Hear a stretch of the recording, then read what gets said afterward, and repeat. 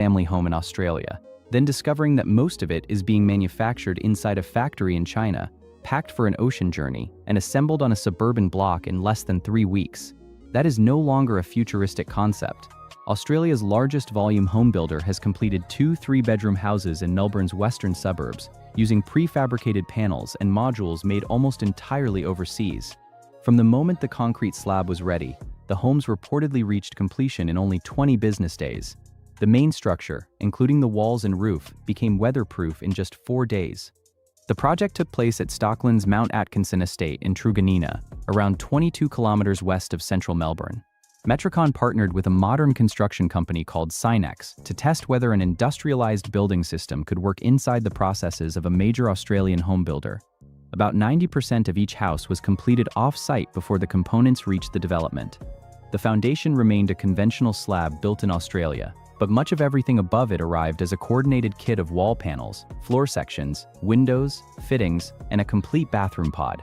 This does not mean a finished house appeared from China and was simply dropped onto the land. The real process is more interesting.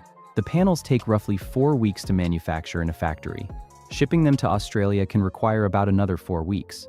Local workers then prepare the site, pour the slab, receive the components, lift them into position, connect the structure, complete services, and finish the home.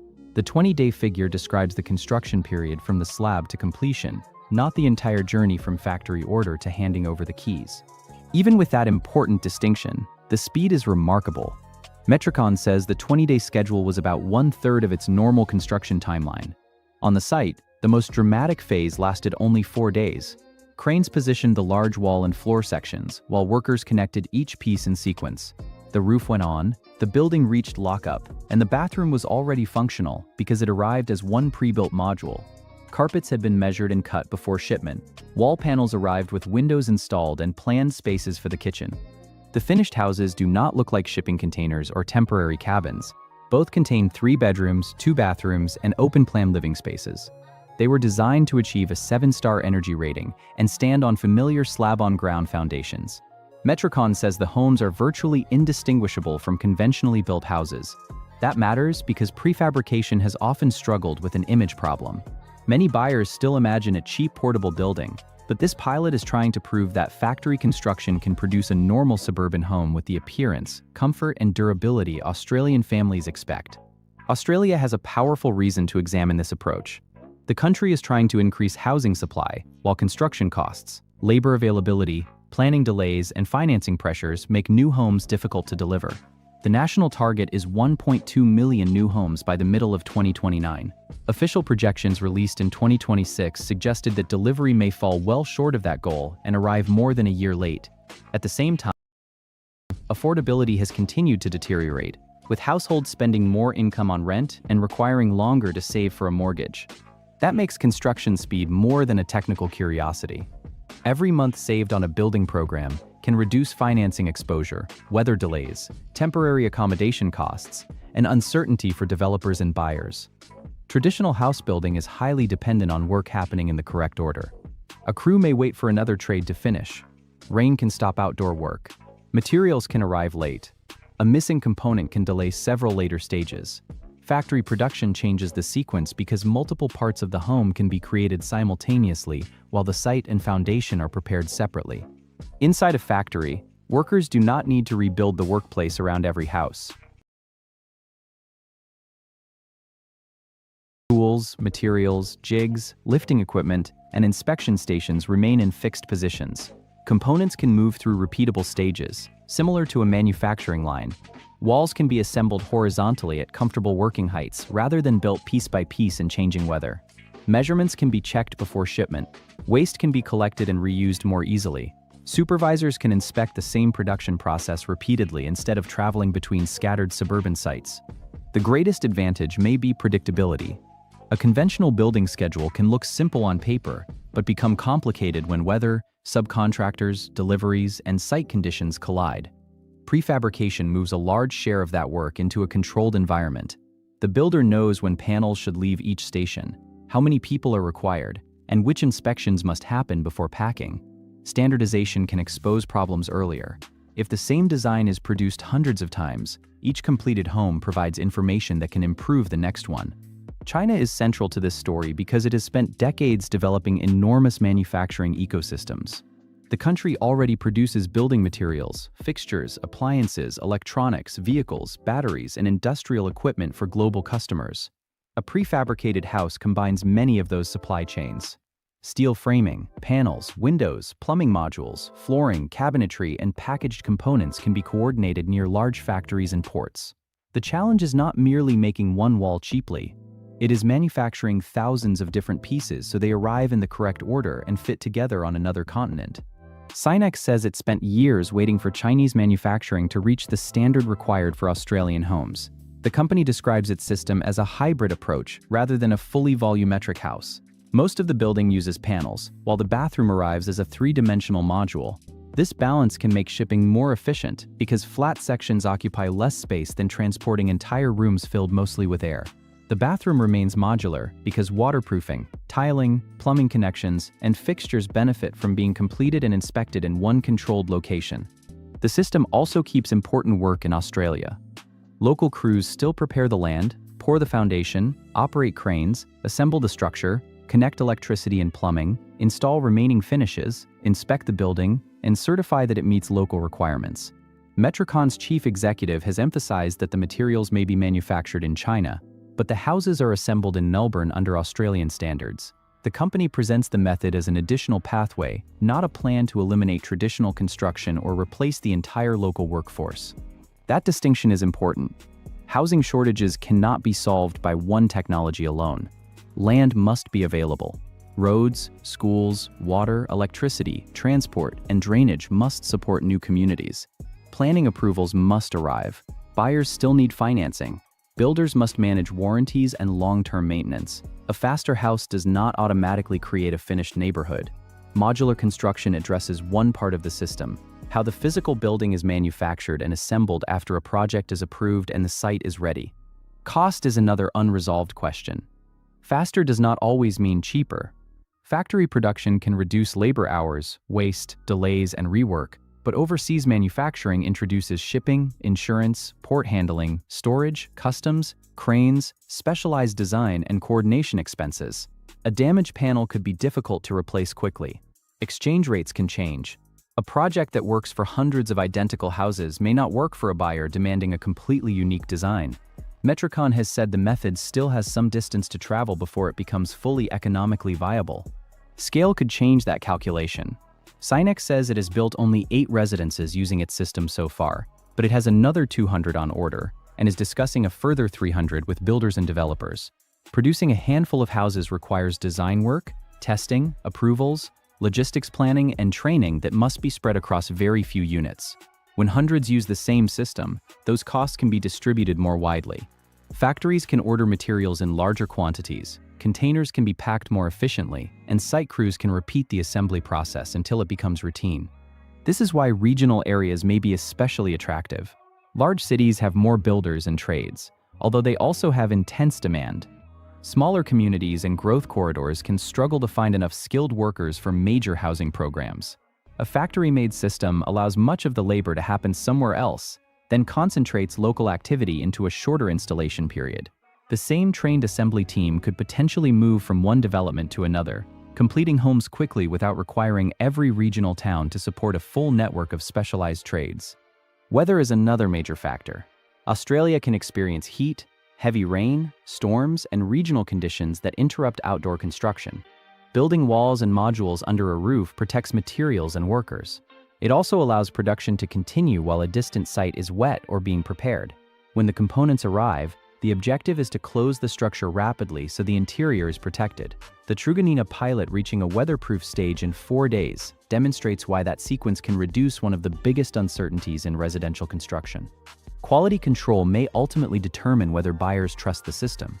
Speed creates attention, but a house is expected to last for decades. Connections between panels must remain strong. Waterproofing must survive. Windows must seal correctly. Plumbing and electrical systems must be accessible for repair. Materials must handle Australian temperatures, moisture, pests, wind, and fire requirements. The pilot homes reportedly met Australian standards and achieved a strong energy rating, but larger adoption will require consistent results across hundreds or thousands of properties, not only two carefully monitored demonstrations. There is also a question of design flexibility. Industrial production works best when products share common dimensions and components. Buyers, councils, and developers often want different facades, floor plans, roof shapes, materials, and neighborhood character. A successful platform must create variety without losing the efficiency of repetition. The answer may be a hidden standardized structure combined with customizable finishes. Cars use shared platforms beneath many different models. Housing manufacturers could use common wall sizes, bathroom pods, service connections, and structural systems while changing the external appearance. Financing and insurance must adapt as well. Traditional lenders release construction payments at familiar milestones on a building site. Factory-made homes shift value off-site before the structure appears on the land. Banks need confidence that components being manufactured overseas are protected, insured, and legally connected to the project. Builders need clear responsibility if something fails after installation. Buyers need warranties that remain meaningful even when materials, designers, factories, shipping companies, and local contractors all participate in the same home. The environmental impact is not automatically simple. Factory production can reduce waste, improve material efficiency, and make energy performance more consistent. Fewer months of activity on a residential site can reduce neighborhood disruption.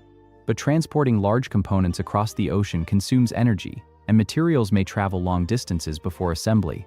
A complete assessment would compare manufacturing efficiency, shipping emissions, construction waste, building performance, and lifespan. The fastest method is not necessarily the most sustainable, but neither should overseas production be dismissed without measuring the entire system. The Australian government and several states are already looking more seriously at modern construction methods. New South Wales has announced plans to partner with industry on a modular housing facility, while federal funding has supported trials of prefabricated approaches. These programs show that the Metricon experiment is not happening in isolation. Governments, banks, builders, developers, and manufacturers are all asking whether housing can move from a mostly handcrafted process toward a more industrial model without sacrificing safety, quality, or local employment. The comparison with automobiles is useful. A century ago, cars were expensive products assembled slowly by skilled workers. Standardized parts, production lines, supplier networks, and quality systems made reliable vehicles available at enormous scale. Houses are different because every site has unique ground, planning, utility, and climate conditions. They cannot simply roll off one factory line and drive away. Yet much of a home is repetitive. Bathrooms, walls, windows, floors, wiring routes, and structural connections may benefit from the same manufacturing discipline that transformed other industries. If the system succeeds, the most important change may not be that Australia imports houses forever. Overseas production could prove the model, create demand, and teach builders which parts deliver the greatest savings. Some factories could eventually be established closer to Australian growth areas or ports, especially when transport distances and order volumes justify local investment. China's role might then evolve from direct manufacturer to equipment supplier, technology partner, or example of how building systems can scale. What happens next will matter more than the pilot itself. If the 200 confirmed orders move through production smoothly, builders will gain real data on defects, shipping times, labor requirements, customer satisfaction, and final cost. The additional 300 homes under discussion could then test whether the system works across different developers, councils, climates, and site conditions.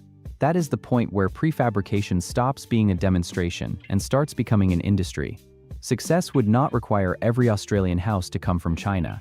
It would require enough projects to prove that standardized manufacturing can shorten schedules, protect quality, and give buyers another dependable option when traditional capacity is stretched across the country.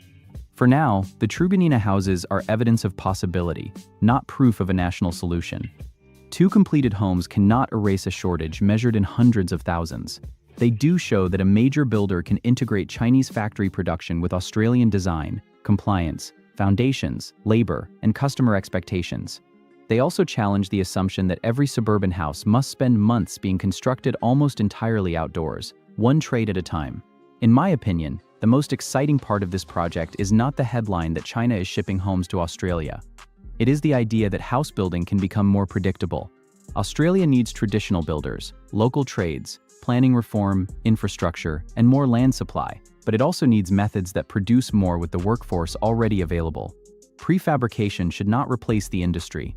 It should become another tool, especially for regional housing, large developments, social housing, and projects where time matters. The real test will be whether these homes remain affordable, durable, easy to repair, and desirable after the excitement fades. If costs fall at scale and quality remains consistent, a 20-day build could move from an unusual pilot to a normal option. If shipping, customization, financing, or defects erase the advantages, the idea may remain limited to specialized projects. So what do you think? Would you live in a home largely manufactured in China and assembled in Australia if it met local standards, looked completely normal, and could be finished in 20 days? Or would you still prefer a house built through traditional methods? Share your opinion in the comments. And for more stories about China's factories, engineering, materials, construction technology, and the systems changing how the world builds, subscribe to the Eastern Engine channel. Turn off a computer, and something strange happens. The files on the SSD remain exactly where they were, but everything held inside RAM disappears. Open documents, active calculations, temporary AI data, the precise state of every running program, all of it vanishes the moment electrical power is removed. That is the basic compromise inside nearly every modern computer. Fast memory forgets. Memory that remembers is slower. But researchers at Fudan University in Shanghai have built a device that appears to challenge that division. Their experimental flash memory stored information without continuous power, survived more than 5.5 million write cycles, and completed a programming operation in just 400 picoseconds. A picosecond is 1/trillionth of a second. At that speed, the device can theoretically complete 2.5 billion programming events in 1 second. Compared with conventional flash memory, whose programming time is often measured in tens of microseconds, the difference can approach 100,000 times.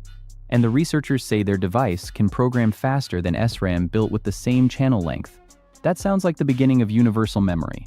One technology combining the speed of working memory with the persistence of storage. But this is not yet a commercial RAM replacement. It is not a terabyte SSD. And the 400 picosecond result came from a tiny experimental device under carefully controlled conditions. The real breakthrough is more fundamental. For decades, engineers assumed that flash memory could not cross the 1 nanosecond barrier because its method of storing charge was simply too slow. Fudan's team crossed it. Then, months later, the same researchers integrated their two-dimensional memory technology with conventional silicon electronics and created a functional flash chip. The first experiment proved the physics. The second showed a possible path toward actual hardware. Together, they raise a much larger question. What happens if computers no longer have to choose between speed and memory that survives when the power goes out? The chalkboard and the stone tablet. A computer's memory system is not one single pool. It is a hierarchy. At the top are tiny registers inside the processor. They are extraordinarily fast, but there are very few of them. Below that is cache, followed by system RAM. These layers hold data close to the processor so calculations can happen quickly. Farther away sits persistent storage, SSDs and hard drives. Storage provides far more capacity, but the processor must wait longer to reach it. The arrangement exists because no single memory technology delivers every desirable property at once. SRAM is extremely fast, but it takes a large amount of silicon area and loses information without power. DRAM is denser and cheaper, but it must constantly refresh its electrical charge and also forgets when powered down. NAND flash stores enormous quantities of data and remembers without electricity, but writing to it is dramatically slower. Think of RAM as a chalkboard. Writing is immediate, erasing is easy, but when the lights go out and the room is cleaned, the information disappears. Flash memory is closer to carving a message into a stone tablet. The inscription remains. The problem is that carving takes time. Fudan's POX device is an attempt to write on the stone tablet at chalkboard speed. Why normal flash is slow. Flash memory stores information by trapping electrical charge inside an insulated layer. The presence or absence of that charge changes how the memory cell behaves electrically, allowing the device to represent zeros and ones. The charge must cross an energy barrier to enter the storage region. In conventional flash, this commonly happens through tunnel or hot carrier injection. Both methods work. Neither is naturally instantaneous. In Fowler-Nordheim tunneling, a strong electric field encourages electrons to pass through an insulating barrier that they would not normally cross. The effect is reliable, but moving enough charge takes time and often requires relatively high voltage. Hot carrier injection takes another route. Electrons accelerate along the memory channel. Some gain enough energy to jump into the storage layer. The faster and more efficiently those carriers are accelerated, the faster the memory can be programmed. Silicon places practical limits on that acceleration. The electric field is not distributed perfectly, and only a small percentage of carriers become energetic enough to cross the barrier. Engineers have improved flash memory for decades through better materials, thinner structures, and more sophisticated control. But the underlying mechanism remains slow compared with volatile memory. The accepted assumption was simple. Flash could become denser, it could become cheaper, it could consume less standby power. But sub-nanosecond programming was beyond its natural limit. The Fudan researchers attacked that limit by changing the channel material itself. The graphene channel. The experimental memory uses graphene as its channel. Graphene is a sheet of carbon only one atom thick. Its electrons behave differently from those moving through ordinary silicon. Under the right conditions, they can travel with very high mobility and experience unusual energy relationships associated with what physicists call a Dirac material. The important feature here is not simply that graphene is thin, it is how that thinness changes the electric field inside the device. In a conventional silicon channel, the horizontal electric field used to accelerate carriers is distributed across a thicker body. In the two-dimensional channel, the field becomes more concentrated. The carriers accelerate more effectively. More of them reach the high-energy state needed to enter the storage layer. The researchers call this two-dimensional enhanced hot carrier injection. Imagine two ramps reaching the same wall. The first ramp is long and shallow. A rolling ball gains speed gradually, but friction removes much of the energy before it reaches the top. The second ramp is shorter and steeper. The ball accelerates more aggressively and reaches the barrier with far greater energy. The graphene channel creates something closer to the second ramp. The result was a much larger injection current than the researchers observed in a comparable silicon system. More charge entered the storage region in less time. That is what enabled the 400 picosecond programming pulse. What 400 picoseconds means? 400 picoseconds equals 0.4 nanoseconds. Light travels only about 12 centimeters in that amount of time. A modern processor running at 5 GHz completes one clock cycle every 200 picoseconds. So the POX programming operation occurred within roughly 2 processor clock cycles at that frequency. That is an astonishing figure for non-volatile flash memory. Conventional silicon flash can require 10 to 100 microseconds to program a cell. 10 microseconds divided by 400 picoseconds is 25,000. 100 microseconds divided by 400 picoseconds is 250,000. That is why describing the breakthrough as approximately 100,000 times faster is reasonable. But it is not one fixed multiplier for every existing flash technology. The comparison depends on the specific device, operating conditions, and definition of programming time. The researchers tested a graphene device with a channel length of 0.2 micrometers and a programming voltage of around 5 volts. They repeated the short pulse measurement and observed a stable memory response. They also demonstrated a related device using tungsten diselenide, another two-dimensional material, which achieved 1 nanosecond programming through hot hole injection. This suggests the mechanism is not limited to one isolated graphene sample. Different two-dimensional materials may support different versions of the same general approach. Never forgets needs context. The device does not literally remember forever. No physical storage medium does. Never forgets means the information remains when electrical power is removed. That makes it non-volatile. SRAM and DRAM require continuous power to preserve their states.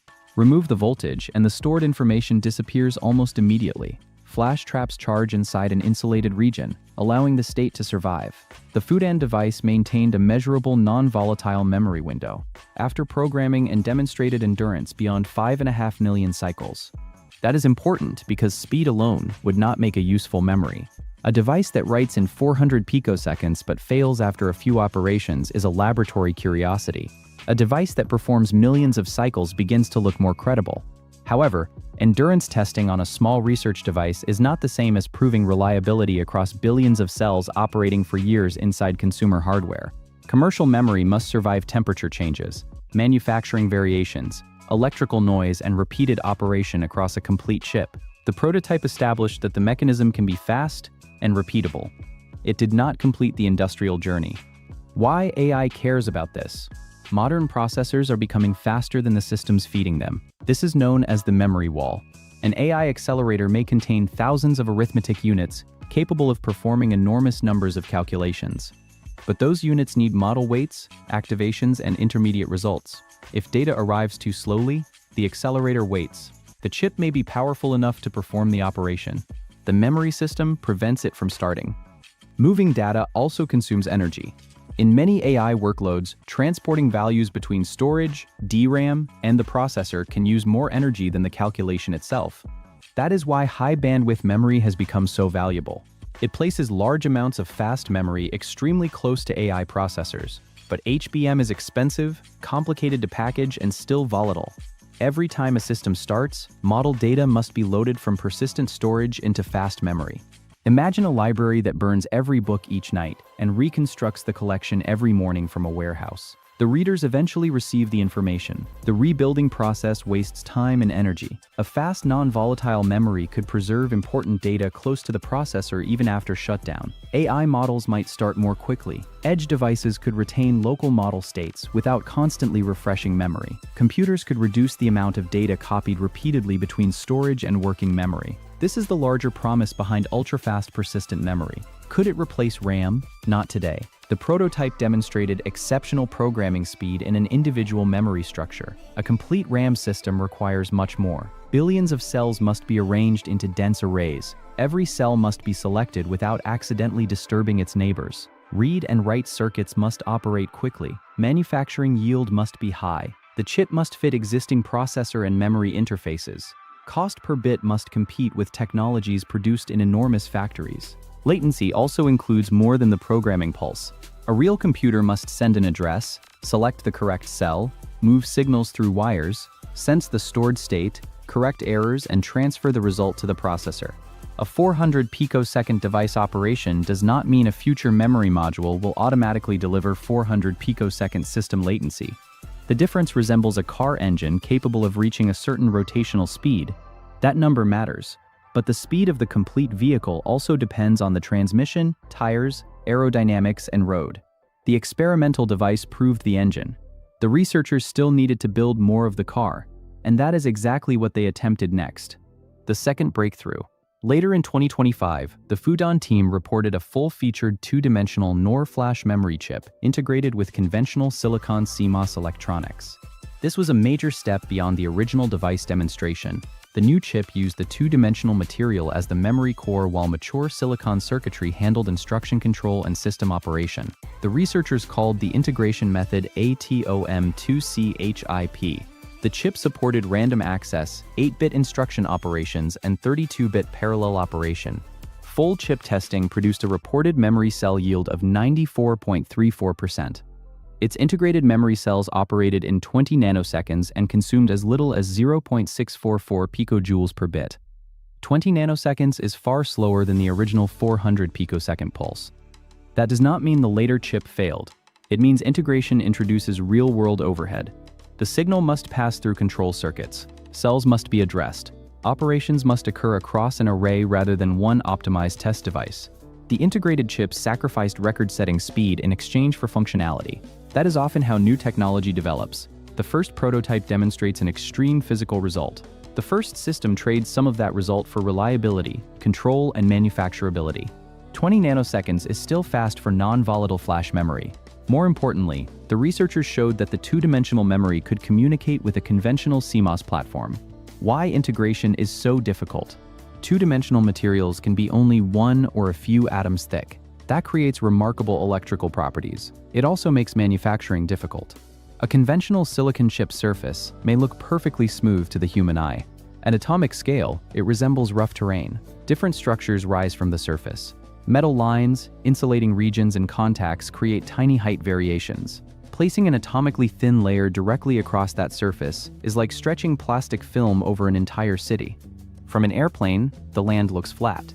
At street level, buildings, bridges, and towers make a smooth covering impossible. The film can wrinkle, tear, lose electrical performance, or fail to contact the correct region.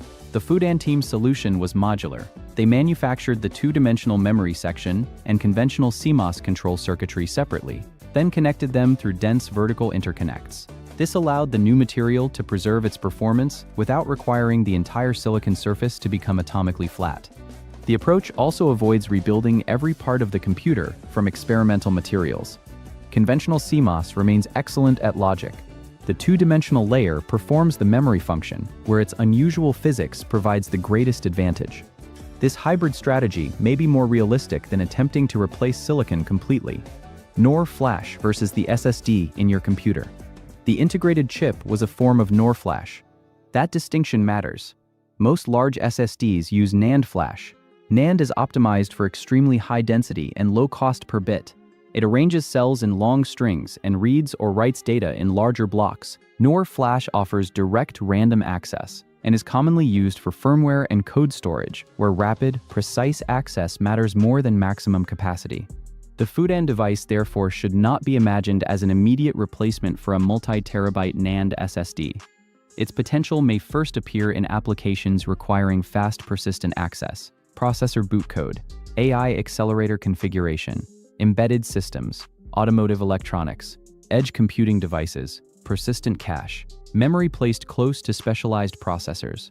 These markets may tolerate higher cost per bit if the technology reduces startup time and energy consumption. Only after manufacturing improves could the concept challenge larger portions of the memory hierarchy. The dream of universal memory.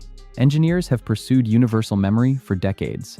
The ideal technology would combine 5 properties: SRAM-like speed, DRAM-like density, flash-like persistence, low energy consumption, and nearly unlimited endurance. No existing memory provides all 5.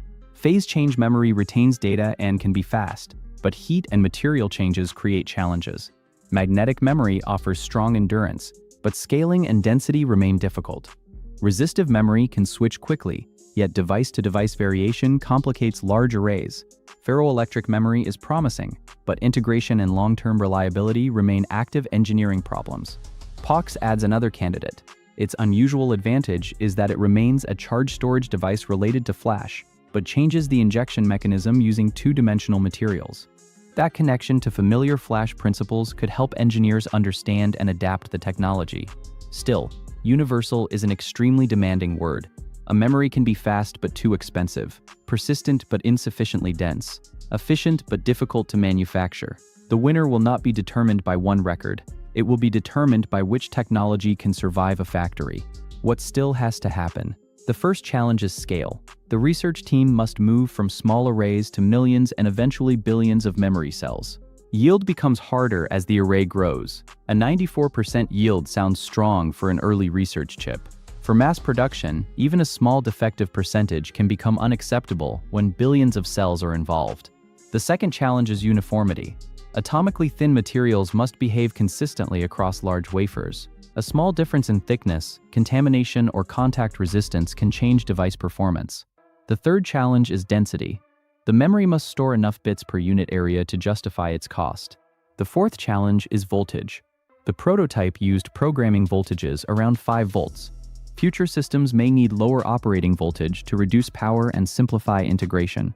The fifth challenge is economics. Graphene and other two-dimensional materials must be deposited, patterned, and connected using processes compatible with high-volume semiconductor manufacturing. A technology can outperform existing memory and still lose if each chip costs 10 times more. The final challenge is time. The researchers have discussed expanding toward much larger integration within several years. That is ambitious. Even successful semiconductor technologies can require a decade or more to move from laboratory demonstration to widespread commercial use. My take. My view is that the most important result is not the 100,000 times headline. The speed is spectacular. But research laboratories produce spectacular isolated numbers regularly. What makes this story different is the sequence. First, the team demonstrated a 400 picosecond non-volatile flash device. Then it built a functional hybrid chip around the same broader two-dimensional memory concept. The system was slower than the record prototype, but it could execute instructions, perform parallel operations, and access memory randomly. That is progress in the correct direction. The first result said, the physical speed limit can be broken. The second said, the device can begin participating in a real circuit. China has not eliminated RAM, it has not produced a commercial universal memory chip. And no laptop shipping today contains POX memory. But the traditional boundary between fast volatile memory and slow persistent storage looks less permanent than it did before. For most of computing history, the rule was simple. Anything fast enough to serve the processor forgot when power disappeared. Anything that remembered was forced into a slower tier. The Fudan experiments show that this rule is not fundamental. It is a consequence of the materials and device structures we currently use. Change the material, reshape the electric field, accelerate the carriers differently, and flash memory can enter a speed range that once appeared impossible. The hardest work begins now: scaling, manufacturing, reducing voltage, improving yield, and proving that the technology can remain reliable outside a research laboratory. But every commercial memory technology began with a device that looked too small, too unusual, or too expensive to matter. The question is whether POX follows the same path or remains a brilliant record in a scientific paper. So what do you think? Could ultra-fast non-volatile memory eventually replace both RAM and flash with one universal technology? Or will manufacturing cost and scaling challenges keep the computer's memory hierarchy intact? Let me know your view in the comments. And if you want more grounded stories about the chips, materials, and hidden engineering breakthroughs reshaping computing, subscribe to Eastern Engine, because the next revolution in memory may not be a drive with more capacity, it may be a chip that refuses to forget. For more than 50 years, nearly every major advance in computing has followed the same basic strategy. Make silicon transistors smaller, place more of them on one chip, then use those extra transistors to increase performance, reduce power consumption, and add new capabilities.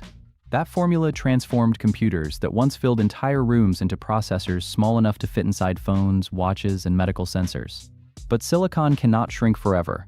As transistor channels become extremely thin, electrical current becomes harder to control. Leakage increases. Heat becomes more difficult to manage. And the material begins behaving in ways that make conventional scaling less effective. Researchers around the world are therefore searching for something that could eventually work alongside silicon, or possibly replace it in specific parts of future chips. A team at Fudan University in China has now demonstrated one of the most advanced alternatives yet. They built a functioning 32-bit RISC-V processor using 5,931 transistors made from molybdenum disulfide. The active semiconductor inside each transistor consists of one layer of molybdenum atoms placed between two layers of sulfur atoms, 3 atomic planes in total. The processor is called RV32WUGI. It can execute standard 32-bit instructions, perform arithmetic, and operate as a programmable microprocessor rather than a single isolated laboratory transistor.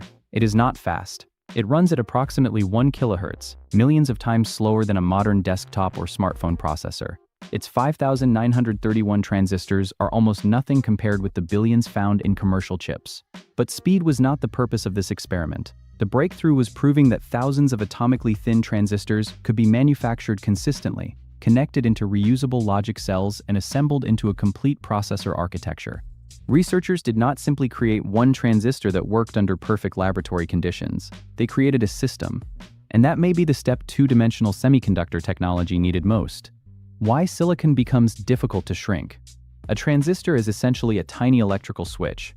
One terminal controls whether current can travel through a semiconductor channel between two other terminals.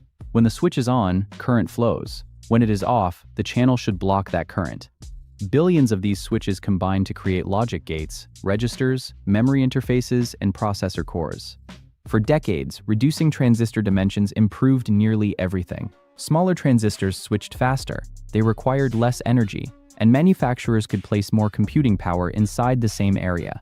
But when a conventional semiconductor channel becomes extremely thin, the electric field controlling it can lose authority over the charge inside. Current may leak even when the transistor is supposed to be off. Interfaces between the semiconductor and surrounding materials can interfere with electron movement. The difference between the transistor's on and off states can become less distinct.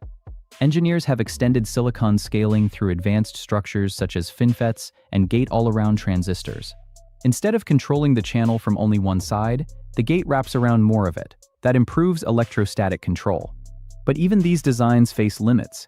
The thinner the silicon becomes, the more its electrical properties can degrade. This is why two-dimensional semiconductors are so interesting. They are naturally atomically thin. Researchers do not need to carve a thick block of material down until only a fragile channel remains. The crystal itself is built in layers. What molybdenum disulfide actually is, molybdenum disulfide, usually written as MoS2, is made from molybdenum and sulfur. In its single-layer form, one sheet of molybdenum atoms sits between two sheets of sulfur atoms. This structure is extremely thin, but it still behaves as a semiconductor. That distinction matters. Graphene is probably the most famous two-dimensional material. It is strong, thin, and highly conductive. But ordinary graphene lacks a natural band gap. That makes it difficult to switch completely off, which is a serious problem for digital logic. A processor needs a clear difference between 0 and 1. MoS2 has a band gap, allowing a transistor to control current much more effectively. Its atomically thin body also gives the transistor gate strong electrical control over the complete channel. In theory, that could help engineers continue shrinking devices after conventional silicon becomes increasingly difficult. But producing one excellent MoS2 transistor is not the same as building a processor. A transistor may work beautifully when a researcher selects one perfect location on a small sample. A processor requires thousands, millions, or eventually billions of devices to behave predictably at the same time.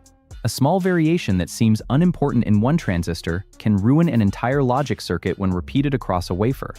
That is the challenge the Fudan team tried to solve. From 1 transistor to 5,931. Before RV32WUGI, researchers had created many promising two-dimensional transistors. They had also built small logic circuits. But integration remained limited to only a few hundred devices. UGI increased that complexity dramatically. The finished processor contained exactly 5,931 months 2 transistors on a die measuring approximately 6 mm by 6 mm. Researchers fabricated multiple dies on a 4-inch sapphire wafer. Sapphire was used as an insulating base that helped electrically isolate the devices. The important achievement was not density. A 6 mm modern silicon chip could hold millions or even billions of transistors, depending on the manufacturing process. WUGI's devices were physically large. Their transistor channels were approximately 3 micrometers long. That is thousands of times larger than the smallest features inside advanced commercial processors. But the researchers were working with university-level fabrication equipment rather than one of the world's most advanced semiconductor factories. They prioritized reliability over density. Before shrinking the system, they needed to prove that the material could support a complete processing architecture. Building a library of logic processor designers do not normally draw every transistor individually. They use collections of verified building blocks called standard cells. A standard cell library may include inverters, AND gates, OR gates, multiplexers, registers, and more complex combinations. Design software connects these cells to create larger circuits. The Fudan team developed a complete library containing 25 types of logic units made from its two-dimensional transistor technology. This was essential. A single transistor is only a switch. Useful computation begins when switches are combined into logic. An inverter changes a 1 into a 0 or a 0 into a 1. An AND gate produces an output only when multiple conditions are true. Registers store temporary values. Adders combine binary numbers. Once these blocks behave consistently, engineers can reuse them throughout the processor. This is where WUGI moved beyond many earlier demonstrations. The project was not only material science. It combined material growth, transistor fabrication, circuit design, standard cell development, and processor architecture. The team co-optimized the manufacturing process and the chip design. Instead of assuming that tools created for mature silicon would transfer perfectly to MoS2, researchers adjusted both sides together. The circuits were designed around what the new devices could manufacture reliably. The manufacturing process was improved according to what the processor needed. Why machine learning was used? Wafer-scale two-dimensional materials contain many possible sources of variation. The film may not grow identically across every location. Contacts between metal and the semiconductor can vary. Residue defects and microscopic contamination can affect device behavior. Threshold voltage may shift from one transistor to another. When thousands of devices are connected, these small variations can accumulate. The researchers used machine learning methods to help optimize fabrication steps and improve consistency. This does not mean artificial intelligence designed the complete processor by itself. Machine learning helped researchers analyze manufacturing data, identify relationships between process conditions and device performance, and refine the production flow. The team reported a manufacturing yield of approximately 99.77%. That level of consistency was critical. A processor containing almost 6,000 transistors cannot function if large numbers of devices fail randomly. High yield allowed the team to move from individual test structures to a complete programmable circuit. Why they chose RISC-V? The processor uses the RISC-V instruction set architecture. An instruction set defines the commands a processor understands. Instructions may tell it to add numbers, move data, compare values, or jump to another part of a program. RISC-V is open and modular. Companies and researchers can design processors around it without paying for a proprietary instruction set license. That makes it especially useful for experimental hardware. The researchers did not need to create an entirely new software language simply because they were using a new semiconductor. They could implement a recognized 32-bit architecture and test whether the MIOS 2 processor executed standard instructions correctly. UGI demonstrated arithmetic, including addition and subtraction, as well as movement of data through its registers and control logic. That may sound basic, but basic arithmetic is built from multiple coordinated steps. Inputs must enter the processor. Control logic must decode the instruction. Registers must hold values. The arithmetic unit must produce the correct result. The output must then be stored or transmitted. Completing that sequence proves that the devices are operating as an organized computer. The performance reality. WuJi runs at approximately 1 kHz. That means around 1,000 clock cycles per second. A modern processor may operate at several gigahertz, or several billion cycles per second. The comparison is not close. WuJi also contains fewer than 6,000 transistors, while advanced commercial chips contain tens of billions. During arithmetic operation, the prototype consumed approximately 0.43 milliwatts. That sounds impressive, but it would be misleading to compare the number directly with a high-performance laptop processor. UGI is performing far less computation. Its low total power partly reflects its limited size and very low speed. The researchers are not claiming that this prototype can replace an Intel, AMD, Apple, or Qualcomm processor. The accurate comparison is with previous two-dimensional circuits. From that perspective, UGI represents a major jump from small collections of laboratory devices towards system-level integration. The Wright brothers' first aircraft was not useful as a modern passenger jet. Its importance was proving controlled powered flight. UGI plays a similar role for atomically thin logic. It proves the material can do more than switch one signal in a laboratory. It can form a programmable processing system. Why atomic thickness could matter later. One possible advantage of two-dimensional materials is better control at extremely small dimensions. Another is vertical integration. Modern chips are increasingly stacking components. Memory dies are stacked to create high-bandwidth memory. Chiplets are combined inside advanced packages. Manufacturers are exploring ways to place logic layers above other circuits. The problem is temperature. Traditional transistor fabrication often involves processes hot enough to damage circuitry already built underneath. Some two-dimensional materials may be deposited or integrated at lower temperatures. That could eventually allow engineers to add new logic or sensing layers above completed silicon circuits. A future chip might use silicon for high-performance processor cores, while atomically thin devices handle sensors, local processing, or additional logic in layers above them. Two-dimensional semiconductors may therefore complement silicon before they replace it. They could also be useful in low-power edge devices. A smart sensor may not need billions of transistors or gigahertz performance. It may need a small amount of computation close to where information is collected. Thin materials could potentially combine sensing and processing in compact devices with unusual shapes or strict power limits. What still has to be solved? The road from WuJi to commercial production remains long. The transistor channels must become much shorter. The researchers' current 3-micrometer devices are enormous by modern standards. Better lithography could increase density and improve speed. Contacts between metal and METS2 must also become more reliable and lower in resistance. Manufacturing must scale from small research wafers to large industrial wafers with consistent material quality. The design will need complementary transistor types comparable to the efficient CMOS logic used in modern silicon chips. Packaging, long-term reliability, temperature stability, and manufacturing cost must all be tested. And every improvement must occur without destroying the properties that make the material attractive. A working prototype is evidence of possibility. It is not evidence that mass production will be easy.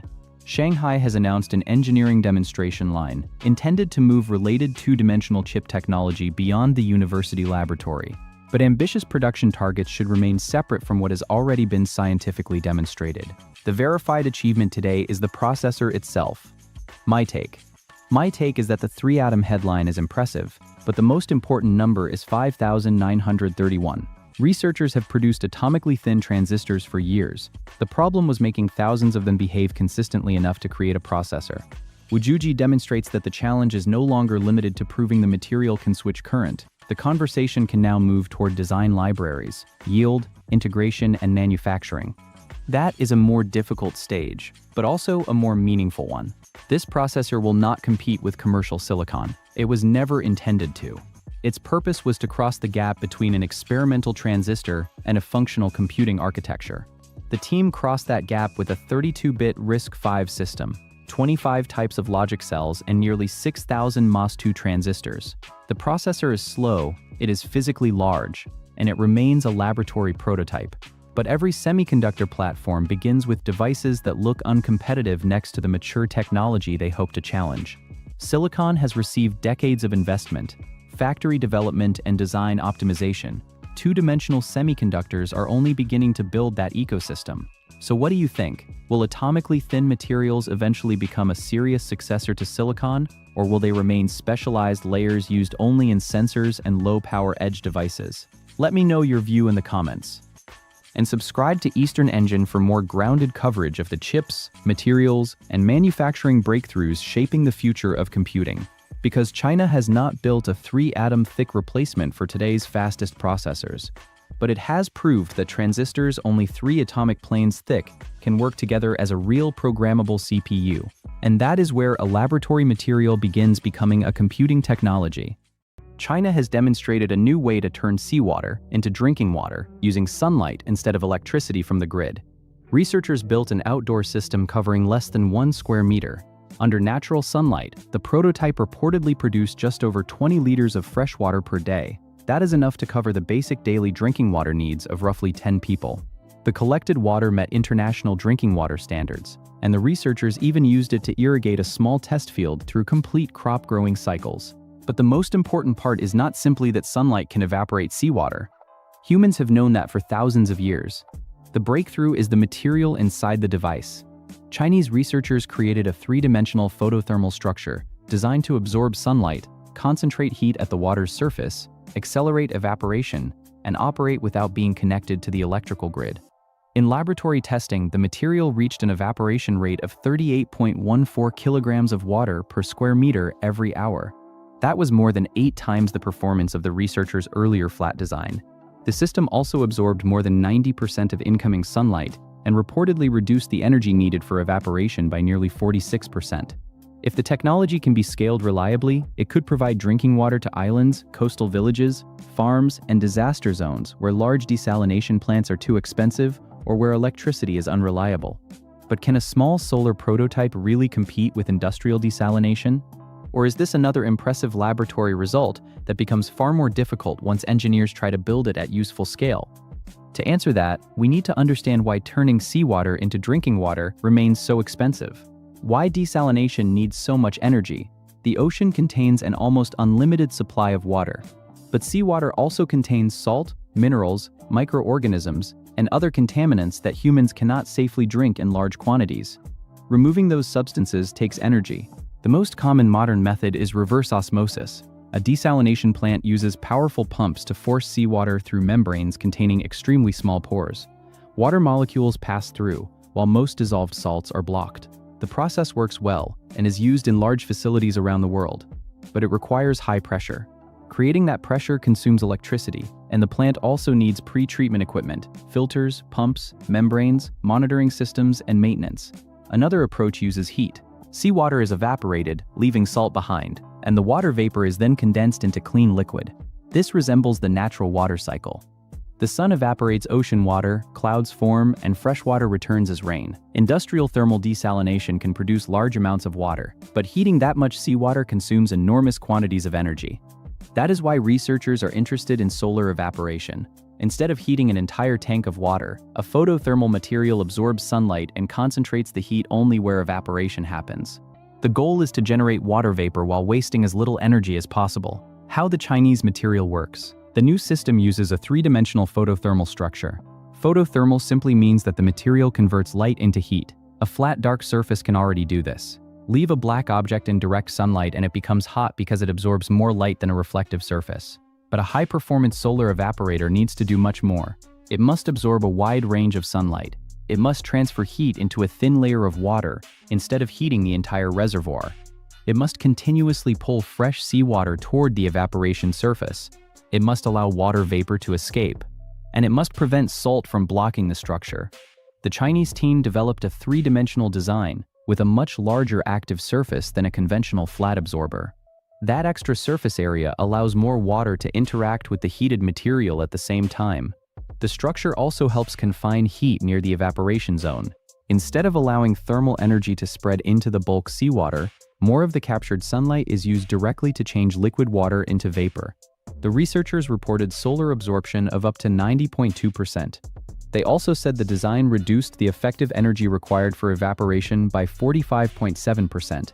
That does not violate physics or create energy from nothing. Water molecules still need energy to escape the liquid. The material changes how efficiently heat is delivered and may also alter the local interaction between water and the internal surfaces. The result is faster evaporation from the same amount of sunlight. The 38.14 kilogram result. The headline laboratory number was 38.14 kilograms per square meter per hour. Because 1 kilogram of water is approximately 1 liter, that sounds like the device could produce more than 38 liters of drinking water every hour from 1 square meter. But that interpretation would be misleading. The figure describes the measured evaporation rate under controlled test conditions. Evaporated water is not automatically collected drinking water. A complete system must capture the vapor, move it toward a cooler surface, condense it into liquid, and store it without contamination. Every step introduces losses.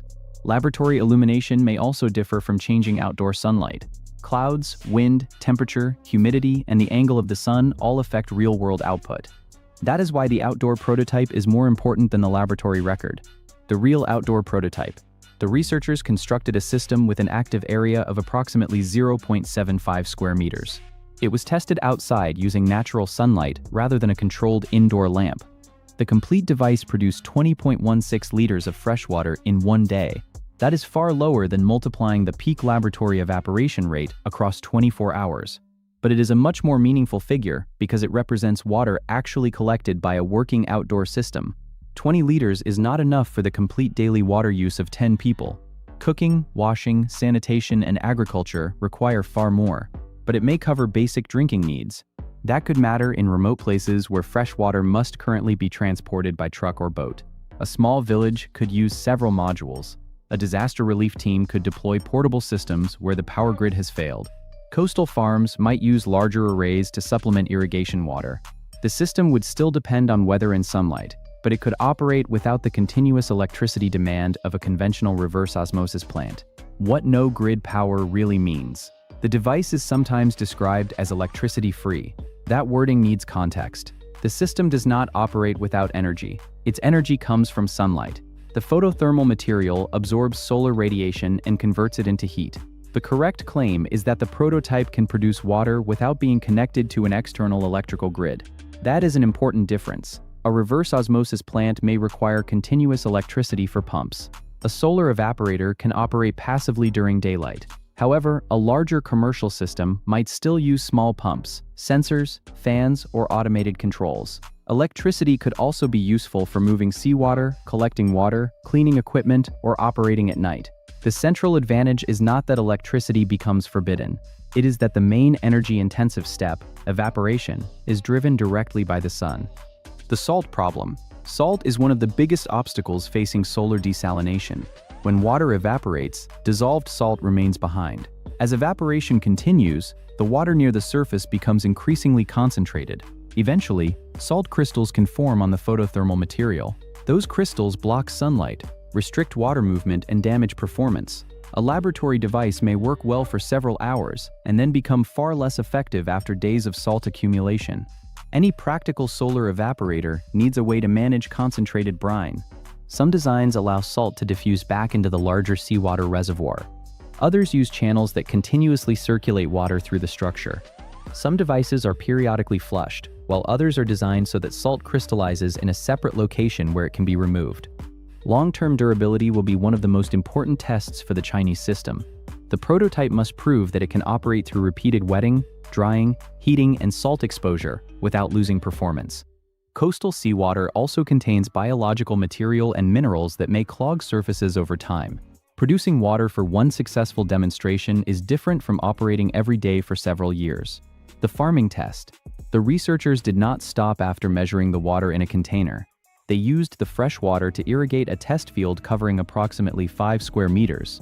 The system reportedly supported complete crop growing cycles.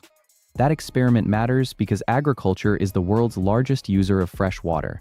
Many water-stressed regions are located near oceans, but seawater cannot be applied directly to most crops. Salt builds up in soil, damages roots, and eventually makes farmland unproductive.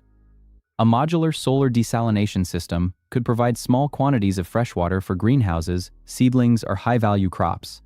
It would not immediately replace the enormous irrigation networks used for rice, wheat, or corn. Those systems move thousands or millions of liters. But it could be valuable for remote islands, desert communities, or small coastal farms where every liter of clean water is expensive. The cost claim. The researchers estimate that after roughly 2 years of operation, the cost of the produced water could fall below the price of commercial bottled water. That is a projection, not a confirmed market price. Bottled water is also an easier benchmark to beat than municipal tap water. Bottled water includes packaging, transport, storage, and retail profit. A large reverse osmosis plant may produce water at a much lower cost per liter than bottled water, especially when operated at enormous scale. The true economics will depend on the cost of the photothermal material, the condenser, supporting structure, maintenance, cleaning, lifetime, and installation. If the device needs frequent replacement, the water will be expensive. If it survives for years with little maintenance, the economics become much stronger. Local conditions will also matter. In a city with an established water network, the system may not compete with tap water. On an isolated island where bottled water arrives by boat, it could be far more attractive. Can it scale? Scaling is the central question. A 0.75 square meter prototype can be carefully assembled and monitored by researchers. A commercial system may need hundreds or thousands of square meters. Every module must distribute seawater evenly. Vapor must be collected efficiently. Condensation surfaces must remain cool enough to turn vapor back into liquid. Strong winds, storms, dust, salt spray, and biological growth must not destroy the equipment. The system must also dispose of concentrated brine responsibly. Large desalination plants return salty waste to the ocean, where it can damage local ecosystems if it is not properly diluted. A solar system produces less water per unit, but a large field of modules could still create a significant waste stream. Manufacturing is another challenge. The photothermal structure must be cheap enough to produce in large quantities. A material with excellent laboratory performance may rely on complicated fabrication steps that make commercial production too expensive. Engineers will need to simplify the design without losing the properties that created the high evaporation rate.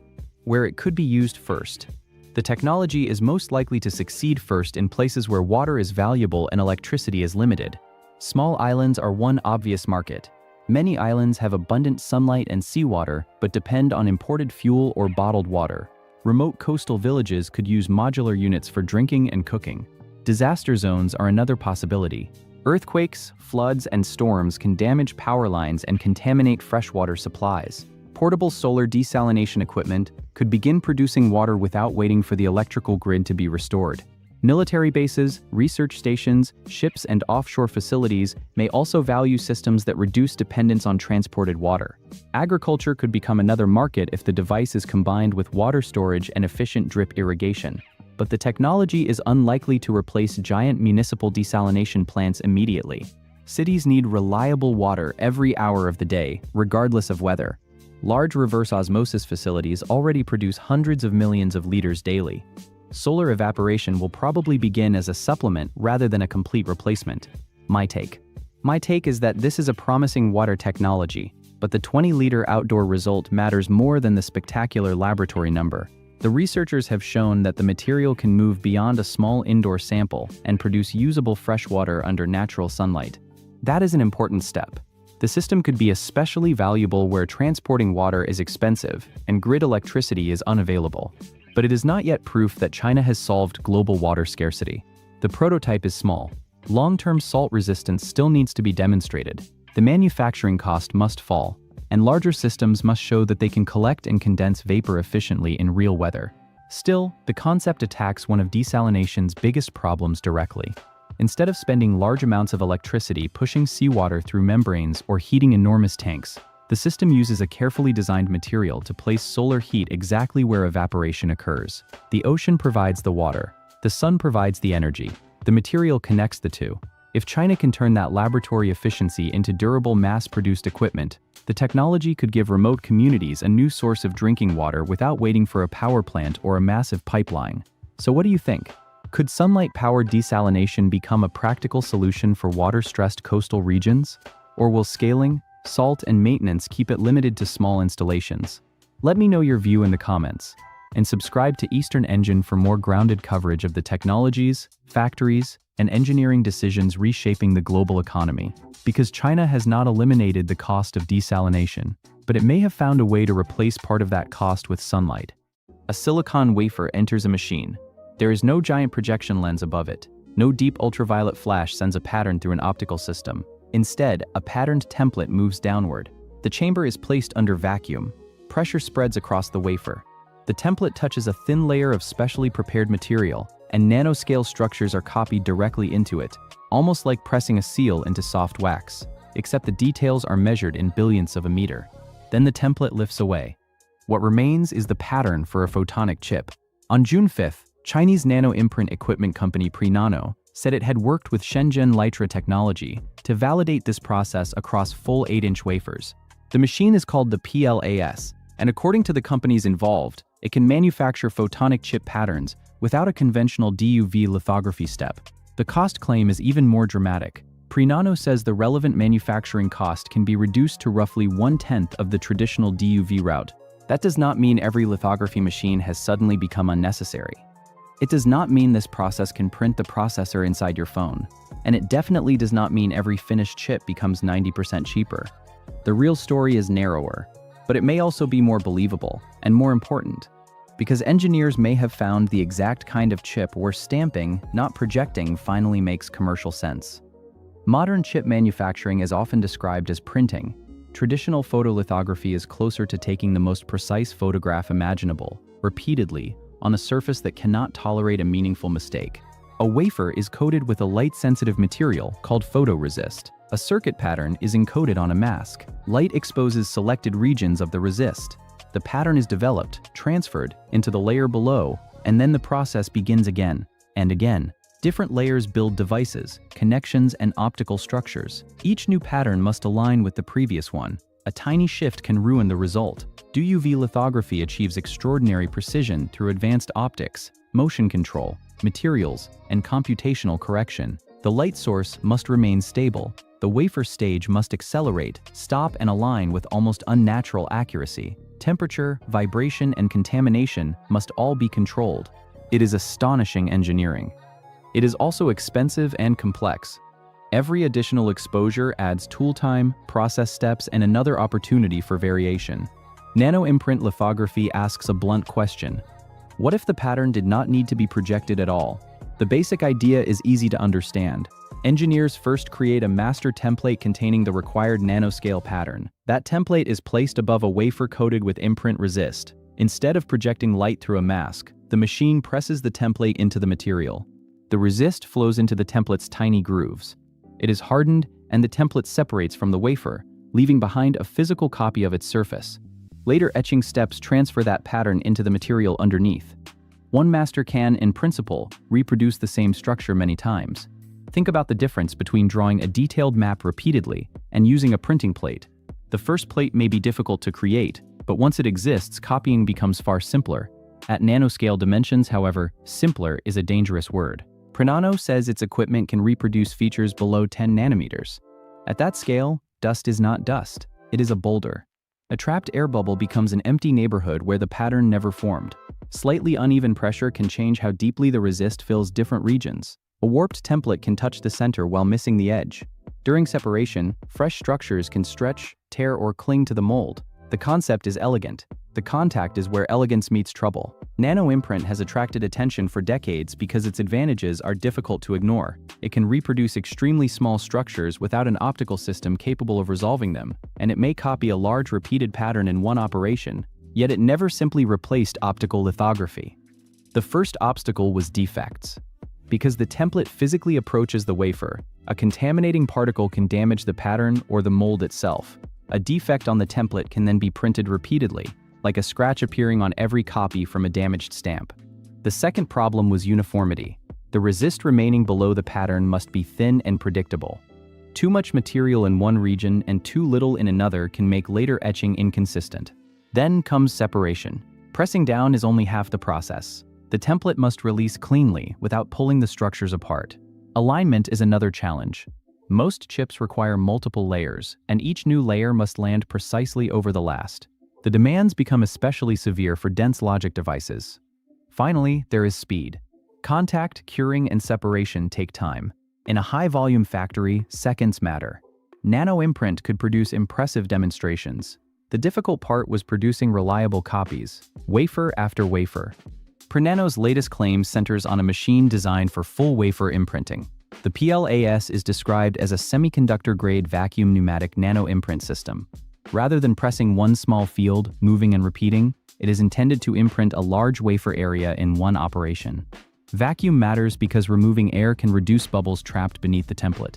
Pneumatic matters because controlled air pressure can distribute force across the wafer more evenly. Imagine pressing a large decal onto a surface using one hard block. Some areas touch first, others receive too much force. Wrinkles appear. A pressure cushion can conform more evenly across the area. Prnano says its face contact method keeps pressure non-uniformity below 0.5%. It also claims residual layer variation below 2 nanometers and resolution below 10 nanometers. Those are company specifications, not a complete independent production report. But they show what the engineers are targeting: equal contact, equal thickness, and repeatable replication across the wafer. The equipment is only one part of the answer. Prnano and Litra also used a customized 2-layer resist system and matching process. That detail is critical.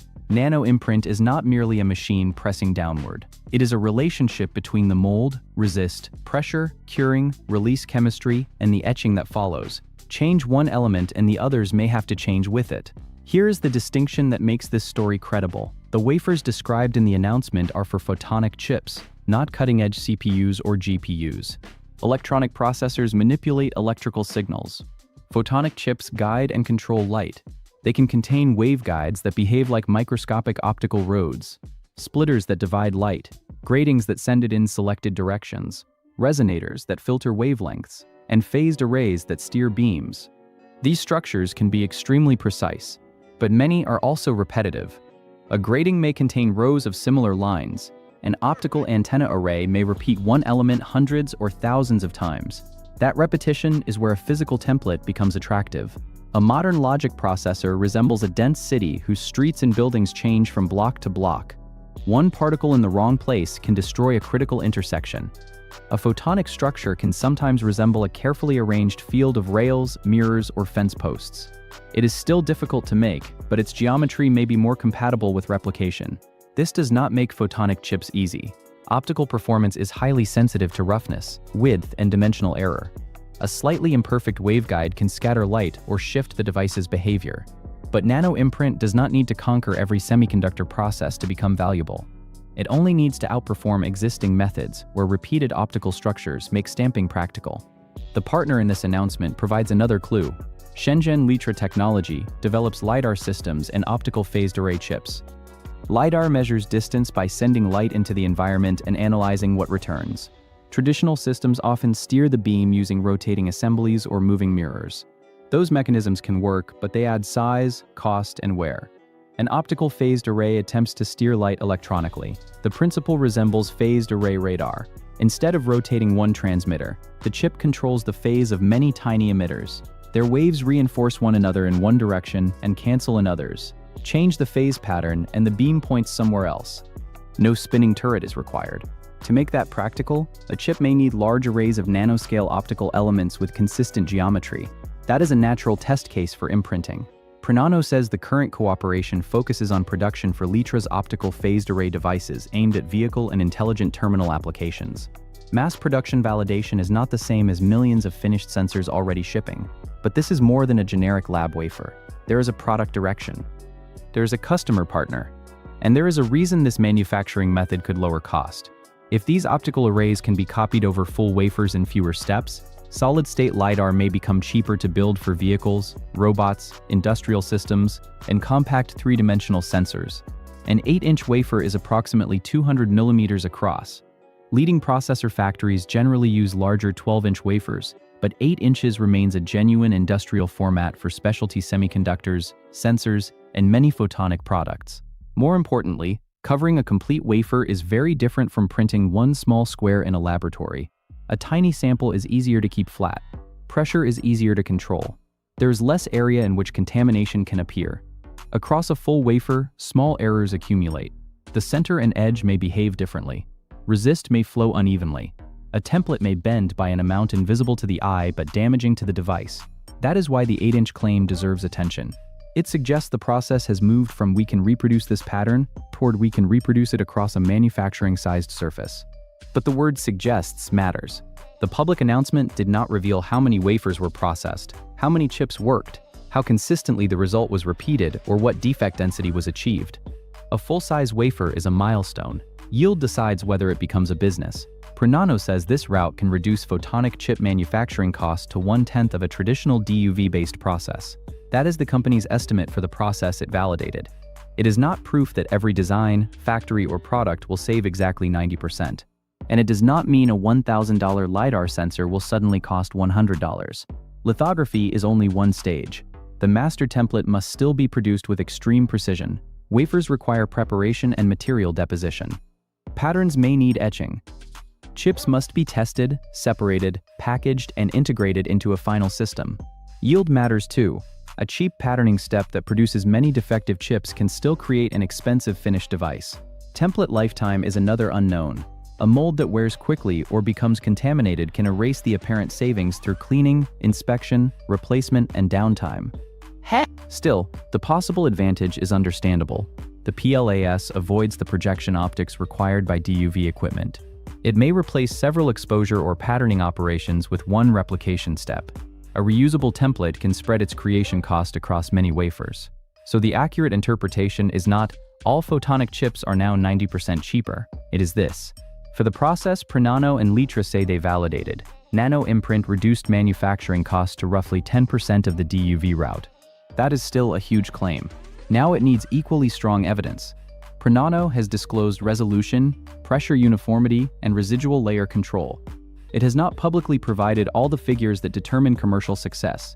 We do not know the demonstrated wafer throughput. We do not know defect density across repeated production lots. We do not know the percentage of functional chips per wafer.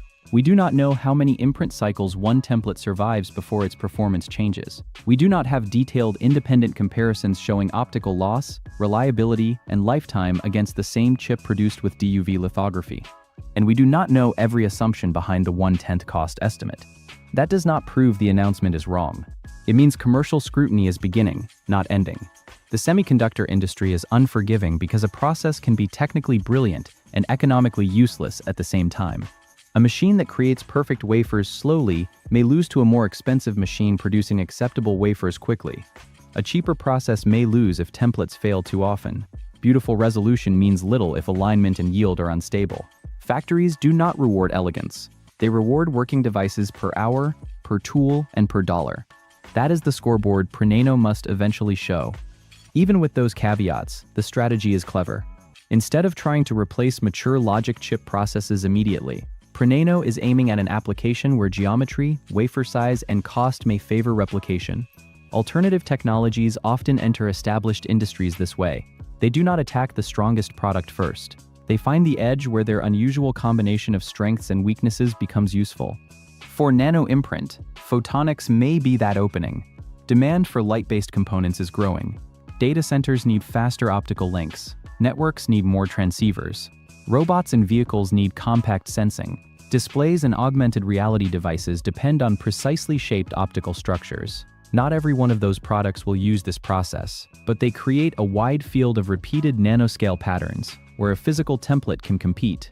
And when a manufacturing platform proves itself in one market, the lessons travel. Better templates, cleaner materials, longer mold life, faster separation, lower defect rates, improved alignment. The first successful product is not the final destination. It is the factory learning how to walk. My view is that this development is interesting precisely because it is not a universal replacement for DUV. A claim that one machine has made optical lithography obsolete would be easy to dismiss. The semiconductor industry is too varied, and different chips require radically different processes. But a machine does not need to replace everything to become disruptive. If the PLAS can reliably manufacture optical phased array chips across full 8-inch wafers, with competitive yield and anything close to the claimed cost reduction, it could change the economics of specific photonic products. The word to watch is reliability. Sub-10 nanometer resolution sounds spectacular. A 90% cost reduction sounds even better. Customers, however, will care about repeatability. The same pattern, the same optical behavior, and the same yield, wafer after wafer. That proof will take time. For now, this is a credible manufacturing direction. A nano-imprint equipment company and a LiDAR chip developer say they have placed full wafer stamping into an 8-inch photonic chip production flow. No giant optical projection system, no conventional DUV exposure step, just a master template, controlled pressure, specialized material, and an action that sounds almost primitive until you understand the scale. Stamp the pattern, cure it, lift the mold, repeat. Sometimes the next step in high technology is not a more complicated machine. Sometimes it is a simpler action performed with impossible precision. So what do you think? Is nano-imprint the future of lower-cost photonic chips, especially for LiDAR and optical communications? Or will defects, template wear, and factory throughput keep DUV lithography ahead when real production volumes arrive? Let me know your view in the comments. And if you want more grounded stories about the machines, materials, and engineering breakthroughs reshaping technology, subscribe to Eastern Engine. Because the next major chip revolution may not be projected with light. It may be pressed into place. China's largest electric vehicle company has spent years proving that it can build batteries, motors, power electronics, and complete cars at enormous scale. Now BYD is moving deeper into the part of the vehicle that may matter most next decade, the computer that controls intelligent driving. The company has unveiled its Xuanji A3 processor. BYD describes it as China's first domestically designed 4-nanometer chip built specifically for advanced driving systems. One chip delivers around 700 trillion operations per second. A 3-chip configuration exceeds 2,100 TOPS, and BYD says the processor has already entered chip-level mass production. A Chinese automaker is no longer satisfied with buying batteries, sensors, software, and processors from separate suppliers. BYD wants to control the complete stack. But the headline needs an important qualification. The Xuanji A3 has not yet been independently proven to beat NVIDIA's best automotive platform. Mass production of the chip does not mean millions of BYD vehicles are already using it. And a 4-nanometer design does not prove that the processor is fabricated entirely with Chinese manufacturing equipment. Still, BYD is clearly trying to turn the vehicle into a vertically integrated platform, with the processor, software, sensors, battery, motors, and architecture developed around one system. The question is whether BYD can use its scale to make those chips an industry standard. Why BYD built its own car brain? Modern vehicles are becoming computers on wheels. Cameras, radar, LiDAR, ultrasonic sensors, navigation systems, battery controls, entertainment displays, and driver assistance software all generate enormous amounts of data. That information must be processed quickly enough for the vehicle to recognize lanes, detect pedestrians, predict nearby traffic, and decide when to brake or change direction. Traditional vehicles divided these tasks among many separate control units. Advanced driving requires tighter coordination, larger neural networks, millisecond decisions, and safe operation even when one component fails. This is why automotive computing is moving towards centralized platforms. Instead of dozens of isolated control units, more functions are combined inside a smaller number of powerful computers. The Xuanji A3 is designed for that transition. It is the centerpiece of a compact central computing platform, intended to connect intelligent driving, the digital cockpit, and core vehicle control functions. That gives BYD more control over how information moves through the car. It also allows the company to optimize the processor around its own vehicles, instead of adapting every design to a general-purpose chip from another supplier. What 700 tops really means. The number attached to the Xuanji A3 is 700 tops. Tops means trillions of operations per second. It is commonly used to describe the peak performance of artificial intelligence accelerators. A higher number can support more camera feeds, larger neural networks, or several models at once. But tops should not be treated like horsepower. Two chips with the same advertised number may deliver very different real-world performance. The result depends on numerical precision, memory bandwidth, software efficiency, thermal limits, and how much of the processor can actually be used by the workload. BYD says the Xuanji A3 includes a 16-core CPU and around 273 gigabytes per second of memory bandwidth. One chip provides roughly 700 tops, while three working together exceed 2,100 tops. That is an enormous figure for a passenger vehicle. However, three chips do not automatically behave like one perfectly unified processor. The system must distribute work efficiently, move data between chips, avoid duplication, and manage power and heat. The important question is not only how much peak performance exists, it is how much useful performance the software can extract in real traffic. BYD says combining the chip with its own algorithms improves computing utilization. That is one reason vertical integration matters. The company can design models around the exact structure of the processor, then adjust the hardware around the software's needs. Why three chips? Most vehicles will not require 2,100 tops. A basic assisted driving system can operate with far less. Premium vehicles, however, may run cameras, LiDAR, radar, perception models, parking, driver monitoring, and cockpit intelligence simultaneously. Three chips give BYD room to divide workloads and create redundancy, with separate processors potentially handling perception, planning, cockpit functions, or backup capacity. Level 3 and Level 4 systems require more than speed. Level 3 automation can allow the vehicle to control itself under limited conditions, but the human driver may still need to take over. Level 4 systems are designed to operate without human control inside defined areas or situations. Supporting those levels requires fail operational design. If one component stops working, the system must remain safe. Extra processors, independent power paths, redundant sensors, and multiple communication networks can all contribute. BYD says the Xuanji A3 is designed to support future Level 3 and Level 4 systems. That does not mean every vehicle carrying the chip will immediately become autonomous. Regulation, software validation, sensors, mapping, and road conditions still determine what the car is legally and technically allowed to do. The NVIDIA comparison. NVIDIA has spent years building one of the strongest automotive computing ecosystems in the world. Its drive platform combines processors, networking, development tools, simulation software, and artificial intelligence models. Automakers do not simply purchase a chip. They purchase access to an established software platform with global engineering support. That is hard to replace. BYD's advantage is different. It does not need to sell the Xuanji A3 to every automaker in the world to make the project successful. BYD can deploy the chip across its own enormous vehicle portfolio. That creates a guaranteed internal customer. Each vehicle can generate data, receive software improvements, and reuse parts of the same architecture. NVIDIA must support many brands, while BYD can optimize around its own sensors, batteries, motors, networks, and factories. This does not prove BYD has beaten NVIDIA. NVIDIA still has deeper experience in AI software, simulation, developer tools, and advanced computing. But BYD may not need to win a direct benchmark battle. It may only need a processor that is powerful, efficient, reliable, and cheap enough for its own cars. The mass production claim. BYD says the Xuanji A3 has entered mass production. That claim must be interpreted carefully.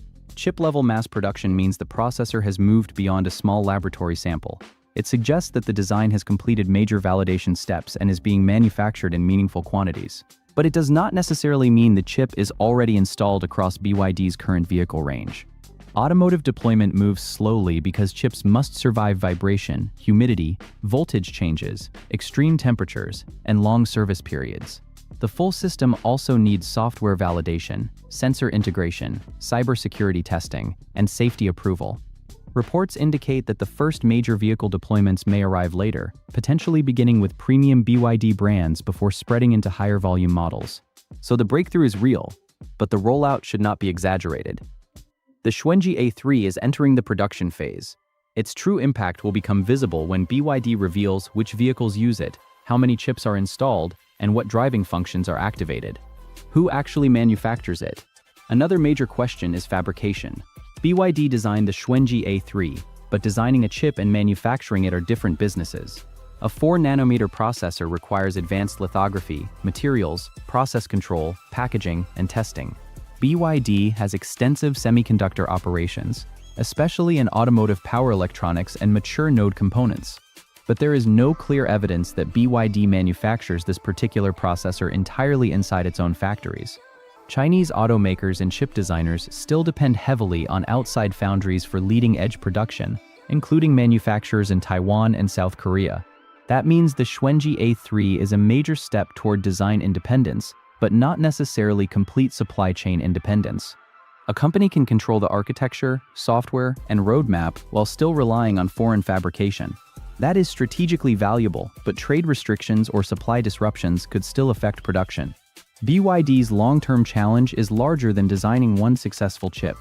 It must secure fabrication capacity, advanced packaging, memory, and automotive-grade testing at the scale required for millions of vehicles. BYD's vertical integration advantage.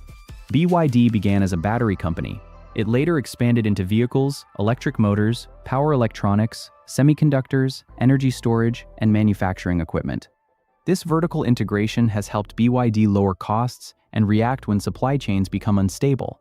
The Xuanji A3 extends that strategy into advanced computing, connecting its batteries, electric drive systems, vehicle platforms, and assisted driving software. The driving system could share information more directly with braking, steering, suspension, battery management, navigation, and the cockpit. That could reduce latency and simplify software updates.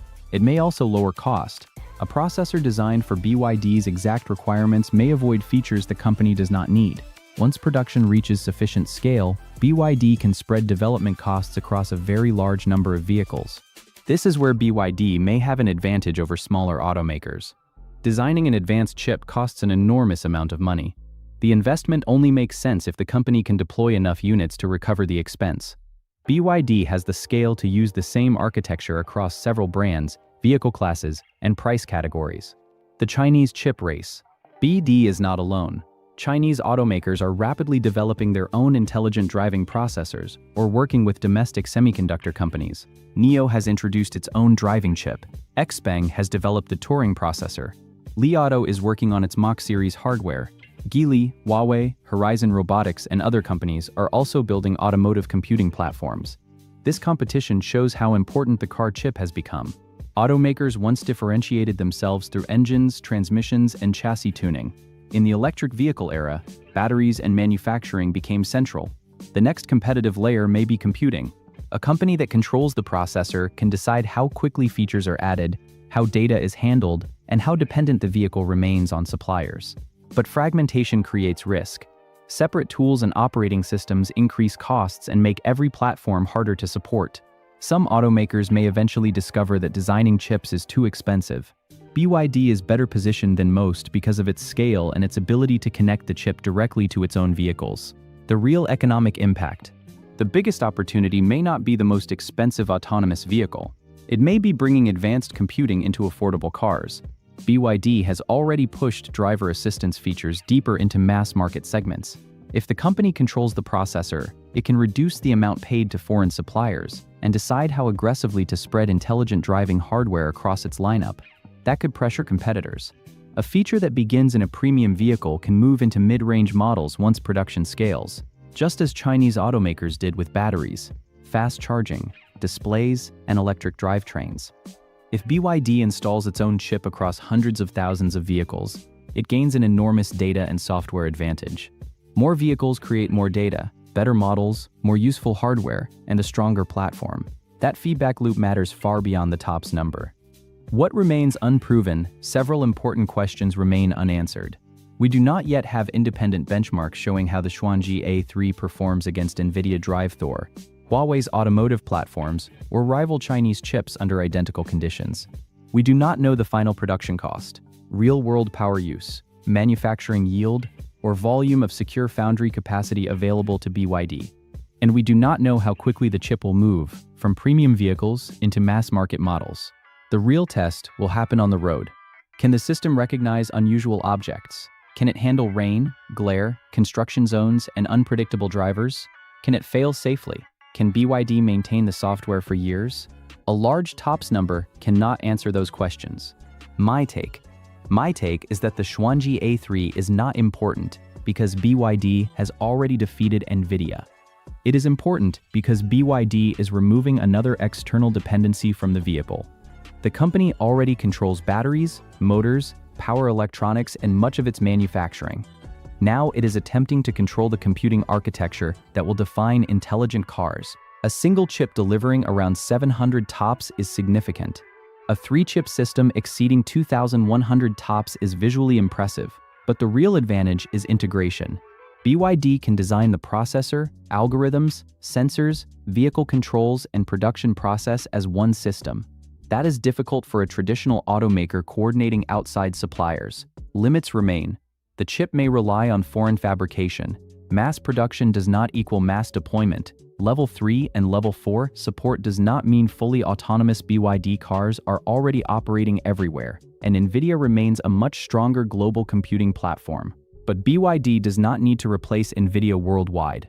It needs to make outside processors less necessary inside its own vehicles. If it succeeds, the company will not simply be an electric car manufacturer.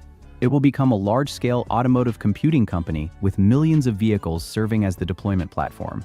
That could reshape global competition. So what do you think? Can BYD turn the Xuanji A3 into a genuine alternative to NVIDIA's automotive processors? Or will manufacturing limits and software complexity prevent the chip from reaching its full potential? Let me know your view in the comments. And subscribe to Eastern Engine for more grounded coverage of the chips, factories, and engineering decisions reshaping the global economy. Because BYD built its rise on batteries, but its next advantage may come from the computer controlling the car. A normal solid-state drive has one job: store data. It receives files from the computer, places them inside flash memory cells, and returns them when requested. The controller organizes the traffic, corrects errors, and tries to keep the drive alive as thousands of writes gradually wear down the NAND. But a Chinese memory company believes the SSD should do much more than move data from one place to another. Longsys has introduced a 5-nanometer chip called the WM8500. The company describes it as an SPU, a storage processing unit. And according to Longsys, this chip can compress data inside the drive in real time, without requiring the host processor to handle the work. Across text, source code, databases, and similar workloads, the company reports an average compression ratio of approximately 2:1. That creates an extraordinary possibility. A drive containing 128 terabytes of physical flash could provide as much as 256 terabytes of effective storage. No additional NAND package, no second SSD, no magical new memory cell. The same physical drive simply stores certain data more efficiently. But capacity doubling is only the beginning. Longsys says the SPU can also move selected AI data out of expensive DRAM and into high-speed storage, reducing memory requirements by nearly 40% in one tested scenario. The company has even demonstrated a system built around AMD's Ryzen AI Max Plus 395, running a 397 billion parameter model locally. That sounds almost impossible for a compact machine. Yet the idea behind it is surprisingly simple. Instead of treating storage as a passive warehouse, Longsys wants the SSD to become an active participant in computing. The drive does not merely hold the data, it compresses it, sorts it, predicts when it will be needed, and in some cases, acts as an extension of system memory. If the technology works as described, the future SSD may not be measured only by how many terabytes it contains. It may be measured by how intelligently it uses every byte. The storage problem. II created. For years, computer performance was discussed mainly in terms of processors. Faster CPU, faster GPU, more cores, higher clock speeds. But artificial intelligence has exposed a different bottleneck: memory. A large AI model may contain billions or hundreds of billions of parameters. Each parameter represents a numerical value learned during training. To run the model, those values must be stored somewhere and moved repeatedly into the processor. The calculations can be fast. Moving the data is often slower. Imagine owning a factory with thousands of extremely powerful machines. The machines can assemble products at incredible speed, but every component is stored in a warehouse several kilometers away. The machines spend less time working than waiting for deliveries. That is the AI memory problem. High-end data centers attack it with massive amounts of high-bandwidth memory, large pools of conventional DRAM, and extremely expensive storage systems. An ordinary PC cannot do that. Even a powerful workstation may have 64, 128, or 256 gigabytes of memory. A large model may require far more. So developers use a technique called offloading. Part of the model remains in fast DRAM. The rest is stored on an SSD and loaded only when needed. This makes larger models possible, but it introduces another problem. SSDs are much slower than DRAM. If the wrong data is requested at the wrong moment, the processor must wait. Longsys is trying to reduce that delay by making the drive itself more intelligent. From SSD controller to storage processor, every SSD already contains a controller. The controller translates commands from the computer, decides where data should be written, manages bad memory cells, and performs error correction. Without it, NAND flash would be difficult to use reliably. But the traditional controller is largely a traffic manager. It moves data. The WM8500 is designed to process data too. Longsys says the SPU combines a conventional storage control engine with an intelligent processing engine on the same chip. That distinction matters. A normal controller asks, where should this file be placed? The SPU can ask additional questions. Can this file be compressed? Is it used frequently? Should it remain close to the processor? Can part of it be moved into a cheaper region of the drive? Will the system need it again soon? The company calls the software layer controlling these decisions ISA, or Intelligence Storage Agent. The SPU is the muscle. The ISA is the planner. Together, they turn the drive from a passive destination into something closer to a data assistant. The idea resembles what happened to graphics cards. A GPU was once a specialized component responsible mainly for drawing images. Over time, it became a general computing engine used for science, simulation, and artificial intelligence. Longsys is suggesting that storage controllers may follow a similar path, not by replacing CPUs or GPUs, by performing the data management work those processors should not have to do. How 128 terabytes becomes 256 terabytes? The headline number comes from lossless compression. Lossless means the original data can be reconstructed perfectly. Nothing is thrown away, nothing is blurred, nothing is approximated. A photograph saved as a low-quality image may use lossy compression, where some visual information is permanently removed. That can reduce file size dramatically, but the original cannot be recovered exactly. Lossless compression works differently. It searches for repeated patterns and replaces them with shorter instructions. Suppose a document contains the word semiconductor 10,000 times. Instead of storing every letter 10,000 times, a compression system can store the word once and then record where it repeats. The file becomes smaller. When it is read, the system reconstructs the full version. Longsys says the WM8500 performs this process directly inside the storage device. The computer sends data to the SSD. The SPU analyzes it. Compressible data is reduced before being written to flash. When requested, the SPU decompresses it before returning it to the host. To the operating system, the process can appear transparent. The user does not need to place files inside an archive manually. The drive handles it automatically. With an average 2-to-1 ratio on suitable workloads, 1 physical terabyte can store approximately 2 terabytes of original information. That is how 128 terabytes can provide up to 256 terabytes of effective capacity. But the phrase suitable workloads is essential. Not all data compresses equally. The files that refuse to shrink. Text compresses extremely well because language contains repetition. Source code also contains repeated words, structures, commands, and symbols.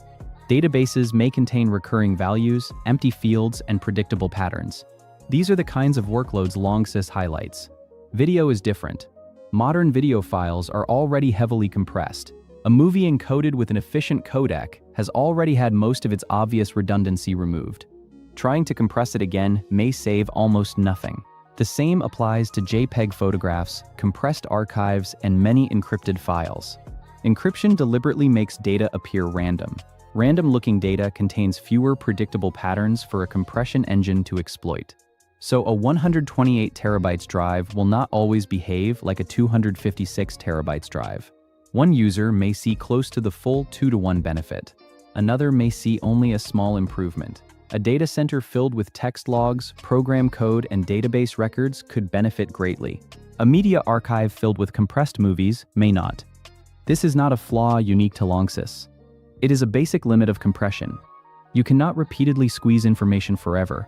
Eventually, the obvious repetition disappears. That is why the most honest description is not, Longsys created a physical 256 terabytes SSD. It created a 128 terabyte storage platform that may hold as much as 256 terabytes of uncompressed source data under favorable conditions. Still impressive, just not magic. Why put compression inside the drive? Computers have compressed files for decades. Operating systems can compress folders. Databases use compression. Servers use software tools to reduce storage needs. So why build dedicated compression hardware inside an SSD controller? Because compression requires computation. If the CPU performs it, processor time is consumed. Data must move through system memory, power is used. Other programs may slow down. A dedicated engine can perform the same task more efficiently. Think of a restaurant kitchen. The head chef can wash every plate personally. But that is probably not the best use of the most valuable worker in the building.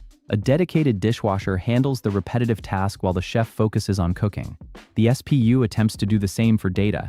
The CPU and GPU focus on applications and AI calculations. The storage processor handles compression, caching, and movement. Longsys claims the process introduces no meaningful performance penalty. But that is one of the areas where independent testing will be important. Compression always requires work. The real question is whether the 5-nanometer engine can perform that work fast enough that the user barely notices. If the drive can compress at full interface speed, the savings could be substantial. If compression slows sustained writes or increases latency, the value becomes more complicated. Capacity is not useful if access becomes painfully slow. The 5nm chip at the center, the WM8500, is manufactured using a 5-nanometer process. That does not automatically make it revolutionary. Process node names are not direct measurements, and a smaller node does not guarantee better architecture. But 5-nanometer manufacturing provides a practical advantage. More processing logic can fit inside a compact controller while keeping power consumption manageable. Traditional SSD controllers already perform difficult tasks. They manage multiple NAND channels, calculate error correction codes, track wear, translate logical addresses, maintain caches, encrypt data, support PCI Express communication. Now add hardware compression, workload classification, predictive prefetching, and AI data scheduling. That requires more transistors, more processing, more memory, and careful power control. A storage controller cannot behave like a desktop CPU, consuming 100 watts. It lives inside a drive where heat can reduce performance and shorten flash memory life. The 5-nanometer process gives Longsys room to add intelligence without turning the SSD into a small oven. The WM8500 also supports PCI Express 5.0, allowing high-speed communication with the host system. That bandwidth matters because the entire concept depends on moving model data quickly enough to hide the difference between SSD and DRAM. The drive does not need to become as fast as DRAM. It needs to become fast and predictable, enough that software can plan around it. The second trick, using SSD as slower memory. Compression creates the headline. HLC may create the bigger long-term impact. Longsys calls it high-level cache. The idea is to use the SSD as an extension of DRAM. Computers already use virtual memory. When physical RAM becomes full, the operating system moves some data to storage. Historically, this was painful. Hard drives were so slow that a computer using large amounts of virtual memory could become nearly unusable. Modern SSDs are much faster. They are still far slower than DRAM, but the gap can be managed more intelligently. Not all data needs immediate access. Some information is hot. The processor uses it constantly. Some is warm. It may be needed soon. Some is cold. It exists in memory but is rarely touched. HLC attempts to identify those categories. Hot data remains in DRAM. Warm and cold data moves to the SSD. If the system predicts correctly, the processor sees little delay because required data is fetched before it is needed. This resembles organizing a workshop. The tools used every minute remain on the table. Tools needed occasionally sit in a nearby drawer. Tools rarely used go into storage. A badly organized workshop forces the worker to walk across the building constantly. A well-organized one keeps the right objects close at the right time. Longsys says HLC can reduce required DRAM capacity by nearly 40% in a tested 256,000 token scenario involving a 122 billion parameter workload. That does not mean every computer can remove 40% of its RAM. It means this particular architecture reportedly achieved that reduction under a specific AI workload. The 397 billion parameter demonstration. The most eye-catching demonstration involved AMD hardware. Longsys says it jointly optimized an intelligent agent system built around the Ryzen AI Max Plus 395 processor. That AMD chip is designed for powerful local AI systems, combining CPU cores, graphics resources, and a large unified memory architecture. Using the SPU and ISA system, Longsys reports that the machine successfully deployed a 397 billion parameter model locally. That figure requires context. Deployed does not necessarily mean the model ran at cloud data center speed. It does not tell us the exact precision used for the weights. It does not reveal the token generation rate. It does not tell us how much of the model remained in memory and how much was streamed from storage, but it demonstrates the direction.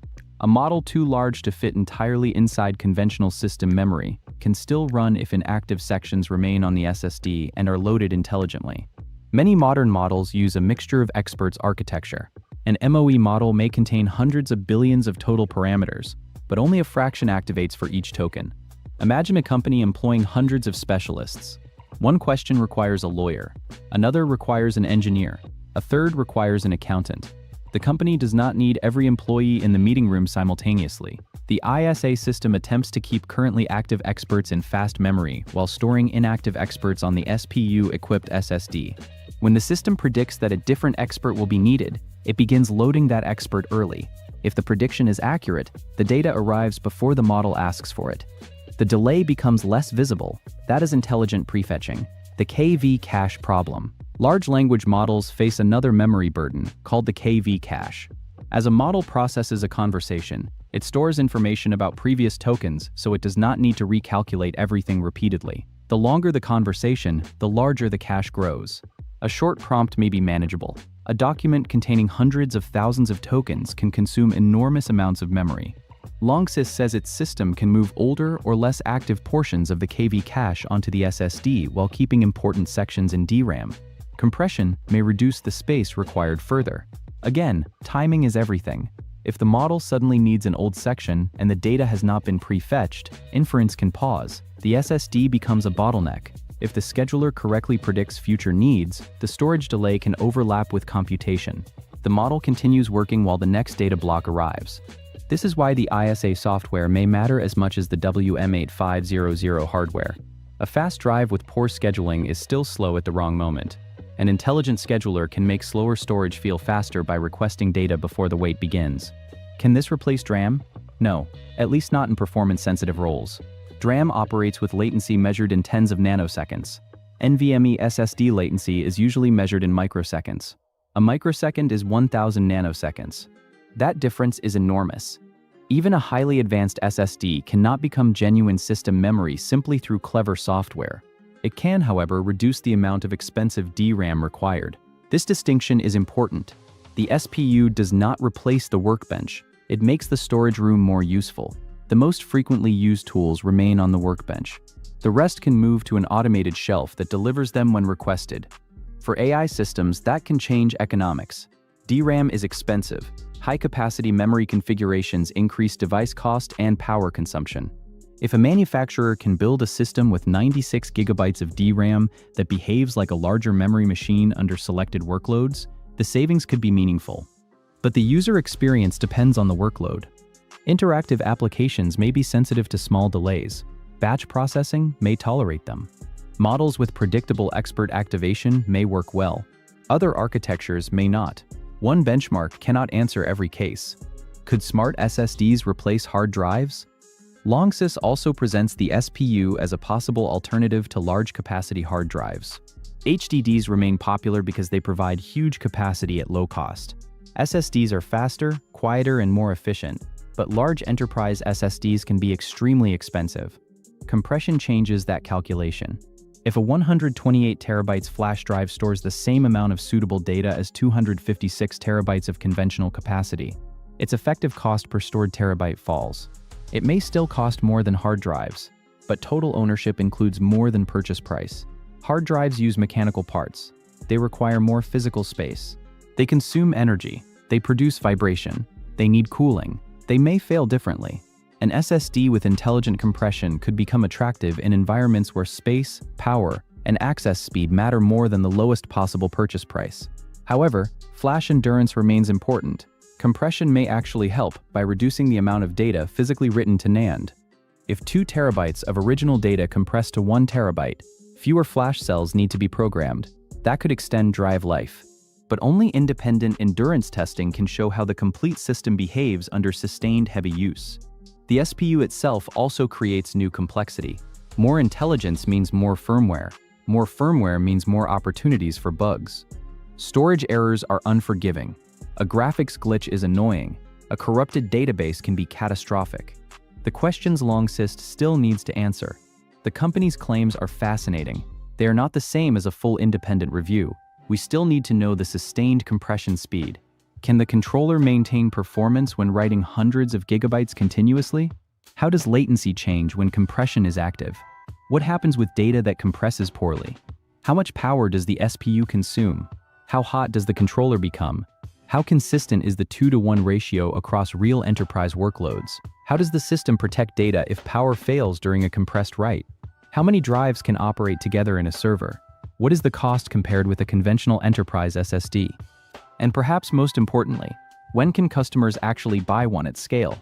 A technology demonstration can show possibility.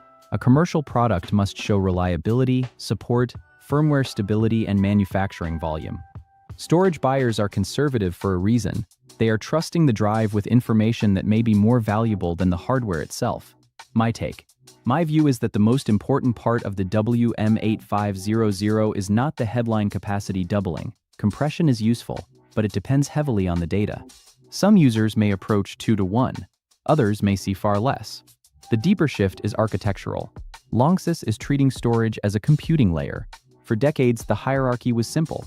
The CPU computes, DRAM feeds the CPU, storage waits. AI is breaking that arrangement because model sizes are growing faster than affordable memory capacity. The SPU offers another approach. Let the storage device perform part of the data work. Compress information before it consumes flash. Keep inactive model experts outside DRAM. Predict which data will be needed next.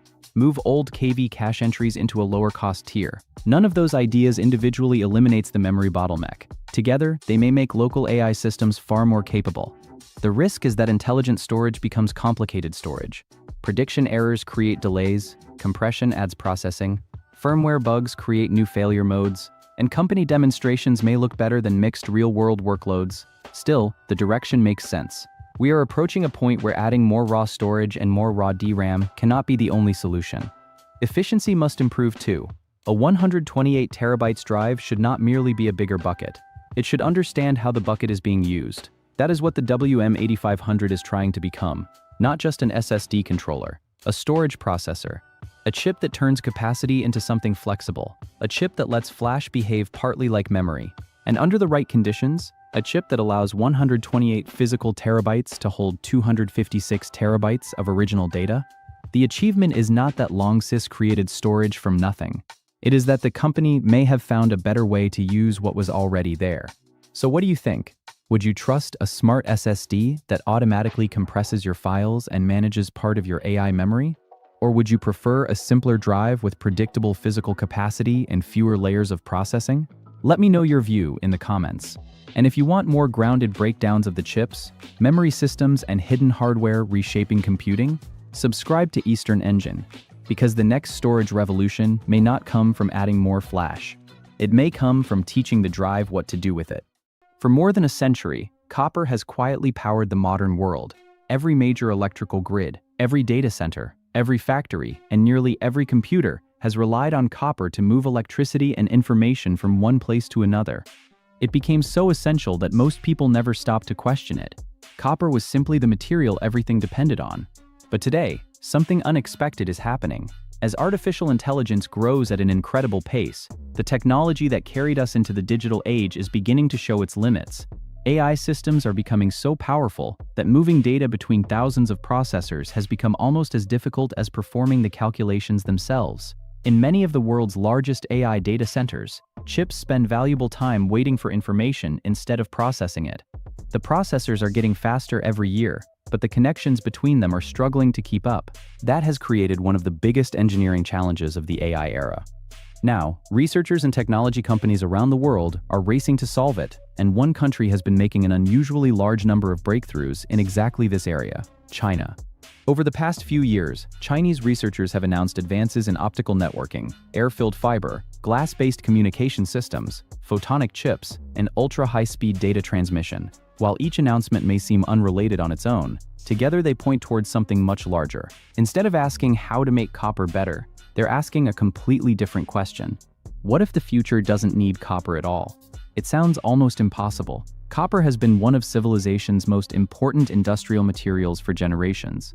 From power plants to smartphones, from electric vehicles to internet cables, it exists almost everywhere. Replacing it would require rethinking some of the most important technologies on Earth. Yet AI may be forcing exactly that transformation. The reason is surprisingly simple. Artificial intelligence doesn't just need faster processors. It needs those processors to communicate with each other almost instantly. Imagine trying to have a conversation with 10,000 people at the same time. Even if everyone could think incredibly fast, the discussion would still slow down if messages couldn't move quickly between them. The same thing happens inside AI supercomputers. Modern systems may contain thousands or even tens of thousands of advanced processors, working together as one enormous machine. Every second, those processors exchange enormous amounts of information. If the communication network can't keep up, the entire system becomes less efficient.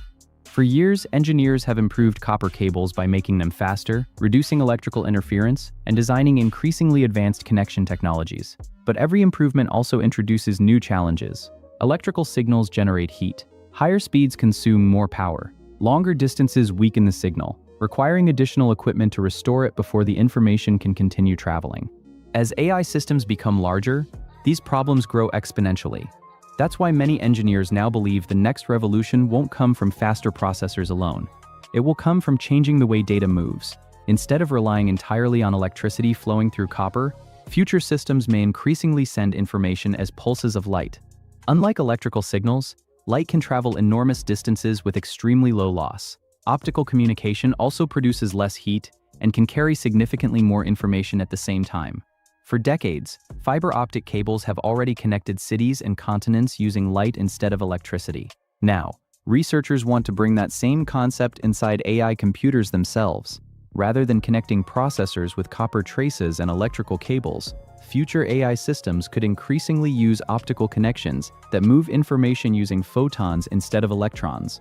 That idea has become one of the hottest areas of research in modern computing. And this is where China's recent announcements begin to make more sense. Over the past several years, Chinese universities, telecommunications companies, and semiconductor researchers have repeatedly demonstrated new technologies involving optical communication. Some projects focused on photonic processors, others explored glass-based chips, some demonstrated record-breaking fiber transmission speeds, while others introduced entirely new networking techniques designed specifically for artificial intelligence workloads. Recently, Chinese researchers also reported transmitting data through air-filled optical fiber at extremely high speeds across long distances without traditional repeaters. While the technical details differ from project to project, the underlying direction remains remarkably consistent. Move more information, use less energy, reduce heat, eliminate bottlenecks. If these technologies continue improving, they could reshape far more than just data centers. Modern AI already influences healthcare, autonomous vehicles, robotics, scientific research, financial systems, manufacturing, logistics, and national infrastructure. Every improvement in computing efficiency has ripple effects throughout the global economy. That's why replacing even part of today's copper infrastructure would represent much more than an engineering milestone. It would represent a fundamental shift in how computers are built. Of course, this doesn't mean copper is about to disappear tomorrow. It remains one of the most reliable, affordable, and widely used industrial materials on Earth. Millions of miles of electrical wiring cannot simply be replaced overnight, but history shows that foundational technologies often remain dominant until a new generation quietly becomes good enough to solve problems the old one never could. Steam eventually gave way to electricity. Vacuum tubes gave way to transistors. Hard drives began sharing space with flash memory. And now, some engineers believe another transition may already be starting, not because copper suddenly became bad, but because artificial intelligence has created demands that copper was never originally designed to meet. If that's true, then what we're witnessing isn't simply another chip breakthrough. It may be the beginning of one of the biggest infrastructure changes the computing industry has seen in decades. And if China succeeds in leading that transition, the consequences could extend far beyond faster computers. To understand why so many researchers are looking beyond copper, it's important to understand just how dramatically artificial intelligence has changed the demands placed on modern computing. Only a few years ago, the world's largest data centers were designed primarily for cloud storage, video streaming, web applications, and online services. Those workloads certainly required fast hardware, but they were relatively predictable.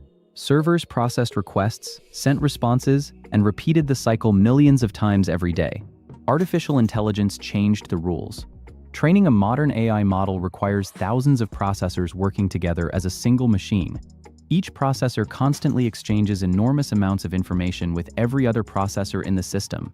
Instead of sending occasional bursts of data, these networks operate almost continuously, moving information back and forth at incredible speeds. The challenge isn't performing the calculations anymore. The challenge is delivering the data fast enough. Imagine building the world's fastest sports car, but forcing it to drive through city traffic every day. No matter how powerful the engine becomes, the traffic limits its performance. That's essentially what's happening inside many AI clusters today.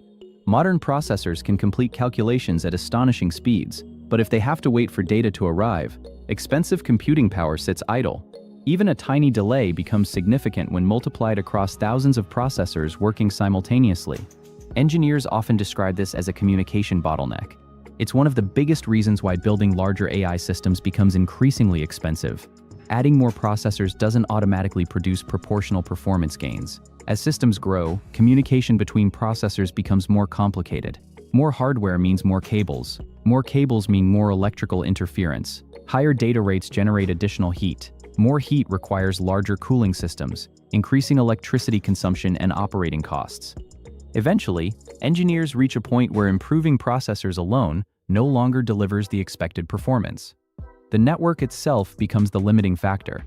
That's why some of the world's biggest technology companies are investing enormous resources into solving data movement instead of focusing exclusively on processing power.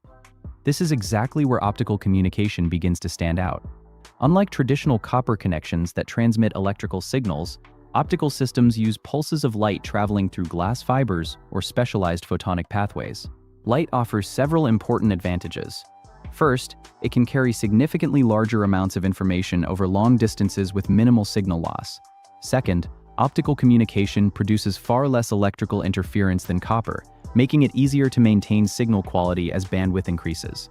Third, because light doesn't generate electrical resistance in the same way as copper conductors, many optical systems can improve energy efficiency, especially when moving vast amounts of information between computing clusters. These advantages become increasingly valuable as AI infrastructure continues expanding. This helps explain why recent announcements from China have attracted so much attention. Rather than focusing only on designing faster processors, Chinese researchers have repeatedly introduced technologies aimed at improving the movement of information itself. Some projects explored advanced photonic chips capable of handling optical signals directly. Others focused on ultra-low-loss optical fibers capable of transmitting enormous amounts of information across impressive distances. Several research groups demonstrated new forms of integrated optical networking designed specifically for artificial intelligence workloads. Although these projects differ technically, they all pursue the same objective: remove communication bottlenecks before they become the biggest obstacle to AI progress. One particularly interesting direction involves bringing optical communication much closer to the processors themselves. Today, optical fibers already connect buildings, cities, and even continents. Inside computers, however, electrical copper traces still perform much of the communication between processors, memory, and networking hardware. Future systems may increasingly blur that distinction. Instead of converting information back and forth between electrical and optical signals multiple times, researchers hope to move light much deeper into computing systems. Some long-term visions even imagine optical communication operating directly between processors inside advanced AI servers.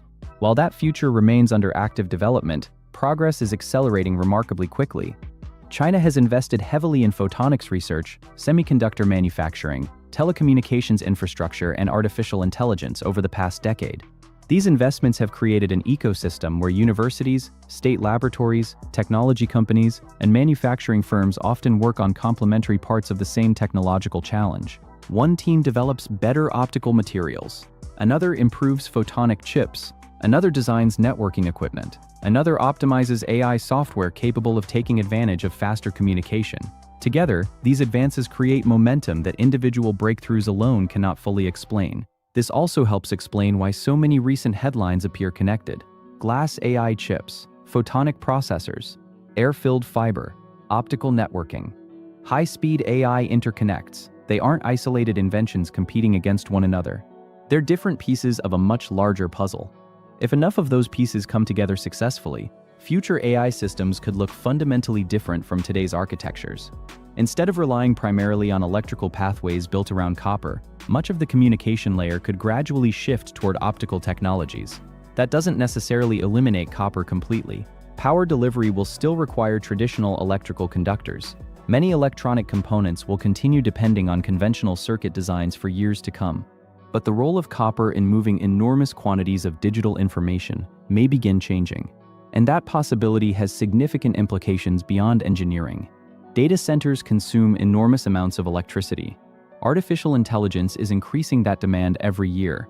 If faster optical communication allows AI systems to perform more work using less energy, the economic impact could be substantial. Lower operating costs, reduced cooling requirements, higher computing efficiency, better scalability. Those improvements matter not only for technology companies, but also for governments, research institutions, healthcare providers, manufacturers, financial firms, and virtually every industry beginning to adopt artificial intelligence. That's why replacing even part of today's copper infrastructure isn't simply about building faster computers. It's about enabling the next generation of AI itself. And if China's current pace of innovation continues, the country could play a major role in defining what that future looks like. The most interesting part of this story isn't that China is researching optical communication. It's that the entire technology industry is slowly reaching the same conclusion. For decades, progress in computing followed a familiar pattern. Engineers built faster processors, added more memory, improved manufacturing techniques, and shrank transistors. Each new generation delivered more performance without dramatically changing the overall architecture of computers.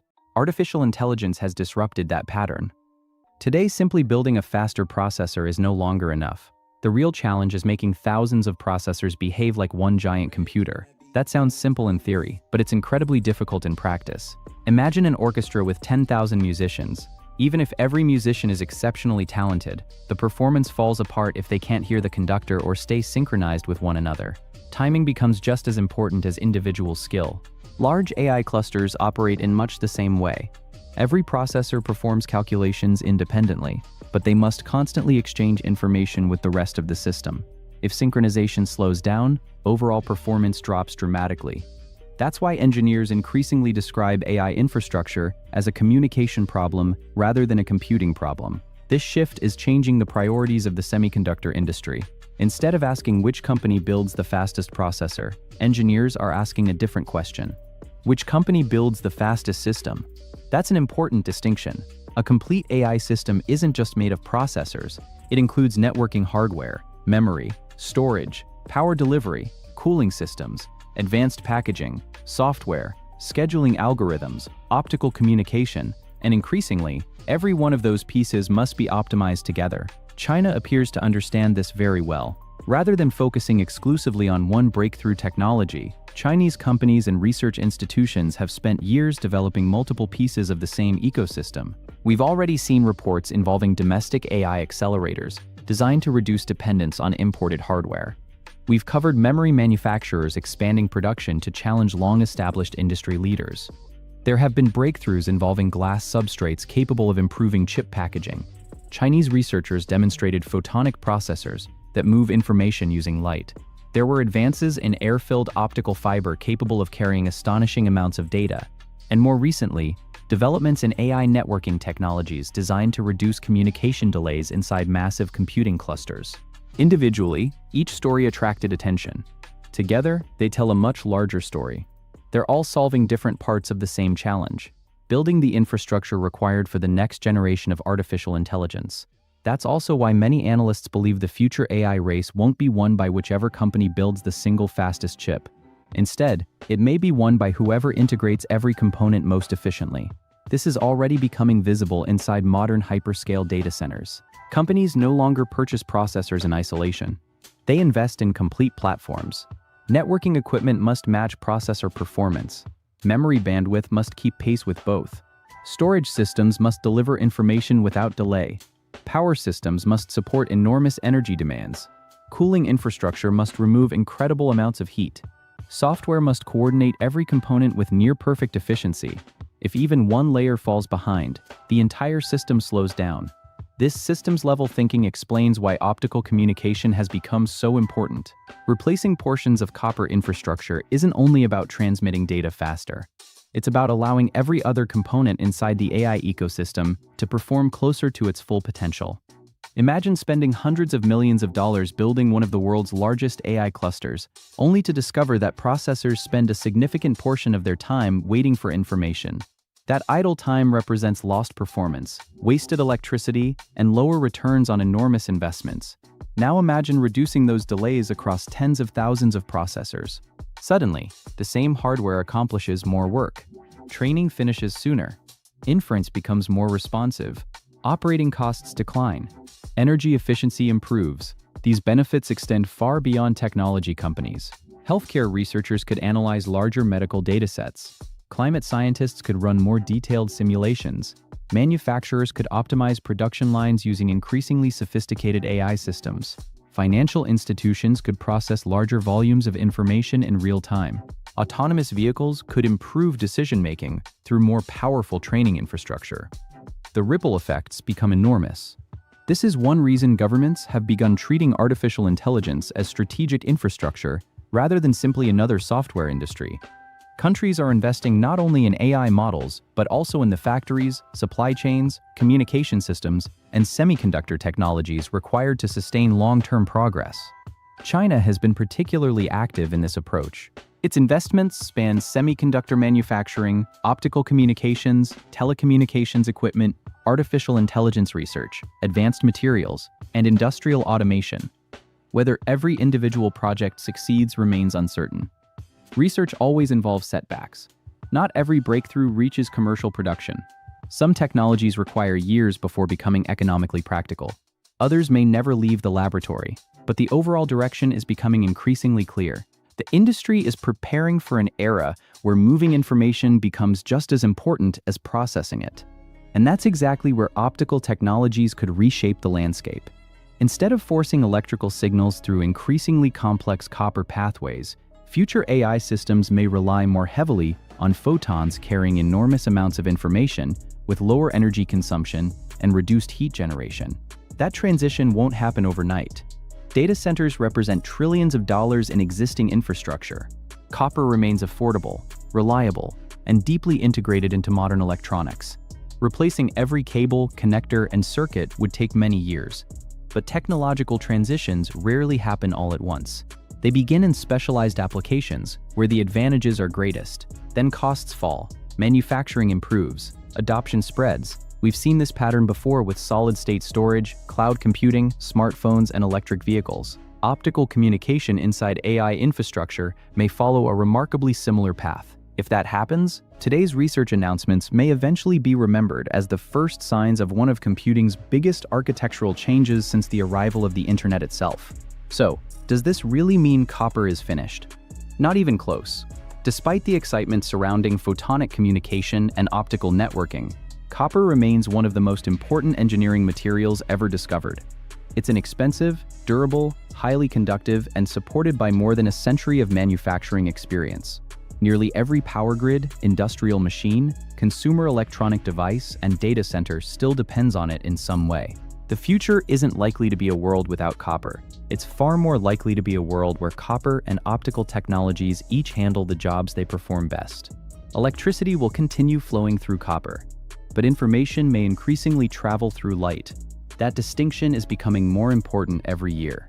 Inside tomorrow's AI data centers, electrical power still needs to reach processors, memory modules, storage devices, cooling systems, and networking equipment.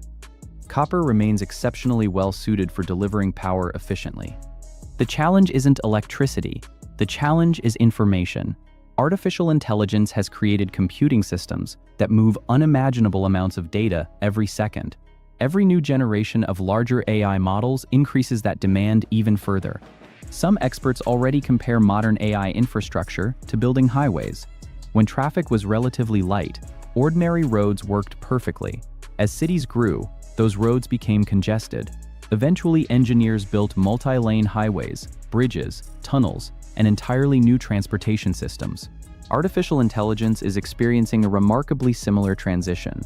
The processors themselves continue improving, but the highways carrying information between those processors must improve as well. That's why networking companies have become some of the most important players in the AI industry. It's also why semiconductor companies increasingly discuss entire computing platforms instead of individual chips. The future belongs to complete systems. Systems where processors, networking, memory, storage, cooling, software, and communication all work together with extraordinary efficiency.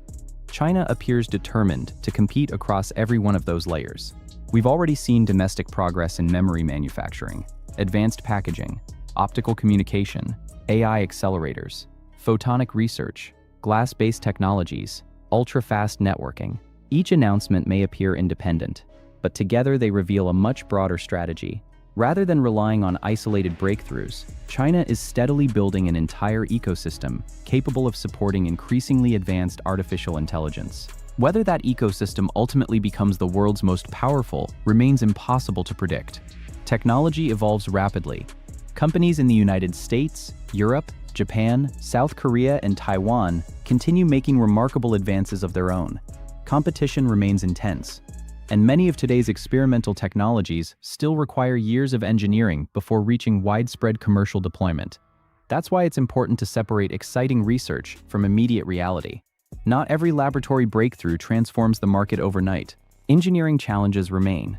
Manufacturing must scale, costs must fall, software must adapt, industry standards must evolve, customers must be willing to invest. Those transitions take time, but history shows something equally important.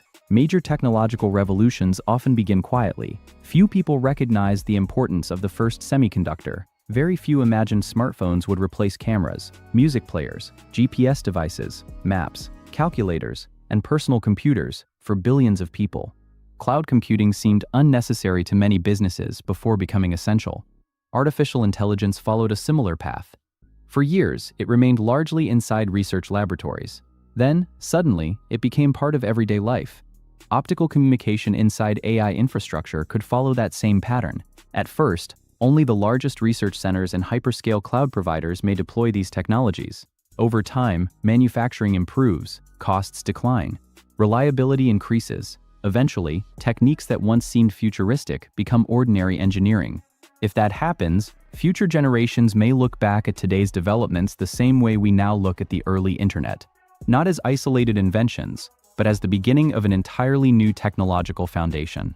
Perhaps that's the most fascinating part of this story. This isn't really about copper, it's about how artificial intelligence is forcing humanity to rethink decades of engineering assumptions. For over 100 years, moving electricity and moving information often relied on many of the same materials.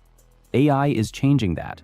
Instead of asking how to build slightly better cables, engineers are asking whether information should travel in an entirely different way.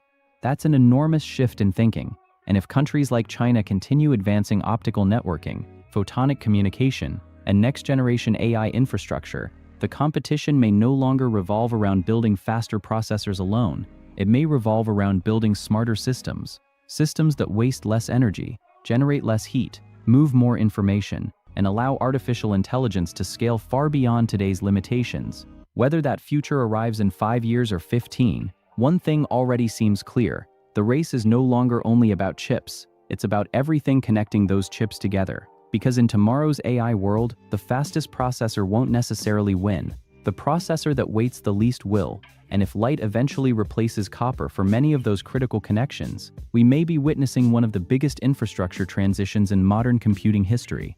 The age of artificial intelligence isn't simply creating faster computers, it's creating entirely new ways for computers to communicate, and that could change everything. If you enjoyed today's video, Don't forget to like, subscribe, and turn on notifications. Every day we break down the biggest technology breakthroughs shaping China's future, from AI, semiconductors, photonics, robotics, energy, and advanced manufacturing to the innovations that could redefine industries around the world.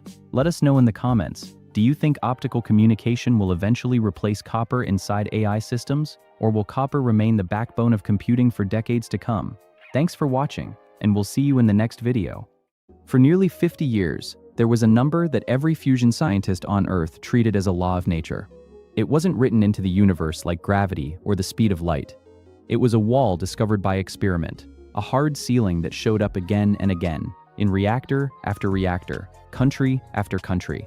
Push your fusion fuel past this particular density, and the whole thing falls apart. The superheated plasma, the star stuff you're trying to control, destabilizes, tears itself apart, and the reaction collapses, every time. Scientists gave it a name, the green-walled limit, and it was one of the great frustrating barriers standing between humanity and the dream of limitless clean energy.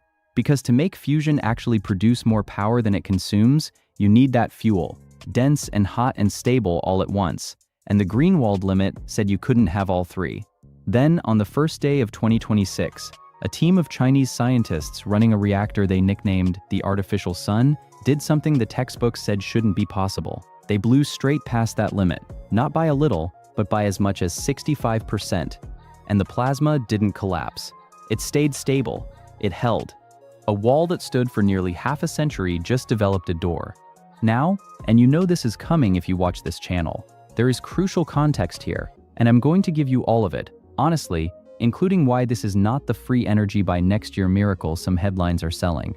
But the real story, the true one, is arguably more important than the hype. By the end of this video, you'll understand what fusion actually is, why this specific limit terrified scientists for 50 years, exactly how China broke it, and what it really means for the future of energy on this planet. Let's get into it. Let's start with the basics, because the nickname is doing a lot of work, and it's worth understanding why it's earned. Look up at the sun. Every bit of warmth and light pouring off it comes from one process: fusion. Deep in the sun's core, under crushing pressure and unimaginable heat, hydrogen atoms are smashed together so hard that they merge, they fuse into helium. And every time they do, a tiny bit of mass gets converted into an enormous burst of energy. That's it. That's what powers every star in the sky. It is, quite literally, the engine of the universe. Now imagine bottling that. Imagine building a machine on Earth that recreates the heart of a star, that fuses atoms the same way the sun does, and harnesses the energy that pours out. That's the dream of fusion power, and the prize is almost too good to believe. The fuel is essentially a form of hydrogen you can pull from seawater. It produces no carbon emissions. It can't melt down like a conventional nuclear plant. It generates only tiny amounts of short-lived waste compared to the fission reactors we use today. A single glass of fusion fuel could, in theory, hold the energy of barrels and barrels of oil. Clean, safe, and very nearly limitless. That's why nations have poured tens of billions of dollars into chasing it for over half a century. It's arguably the most valuable engineering goal in human history. The machine China uses to chase it is called EAST, the Experimental Advanced Superconducting Tokamak, located in Hefei. A tokamak is a specific design, a giant donut-shaped chamber wrapped in incredibly powerful magnets. Here's the central problem it solves. To make atoms fuse on Earth, you have to heat your hydrogen fuel to insane temperatures. EAST runs its plasma well beyond 100 million degrees Celsius, which is several times hotter than the core of the actual sun. And here's the obvious question. What do you build a container out of that can hold something hotter than the center of a star? The answer is nothing. No material on Earth can touch it. So the tokamak doesn't use a physical container for the hot part. It uses a cage made of pure magnetic force, suspending that star-hot plasma in midair so it never touches the walls. That is the artificial sun, a man-made knot of magnetic fields holding a sliver of star, glowing at 100 million degrees in the middle of a steel donut in eastern China. And the limit they just broke is all about how much fuel you're allowed to pack into that magnetic cage. Here's where we get to the heart of it, the Greenwald limit, and why it haunted fusion for so long. To get useful power out of fusion, three things have to be true at once. Your fuel has to be hot enough, it has to be held together long enough, and it has to be dense enough, meaning you've packed enough fuel particles into the space for them to actually collide and fuse in large numbers. Temperature, time, and density. Crank up all three together, and you approach the holy grail. Ignition, the point where the reaction produces more energy than you put in and becomes self-sustaining, like a fire that keeps itself burning. The problem was density. Back in the 1980s, a physicist named Martin Greenwald noticed a stubborn pattern across fusion experiments. Every tokamak seemed to hit a density ceiling, try to pack in more fuel beyond a certain point, and the plasma would suddenly become violently unstable. It would develop disruptions, lose its confinement, and the reaction would crash. It happened so consistently that it became an empirical law of the field. The Greenwald limit, a line you simply did not cross, and it was a genuine roadblock to the entire dream.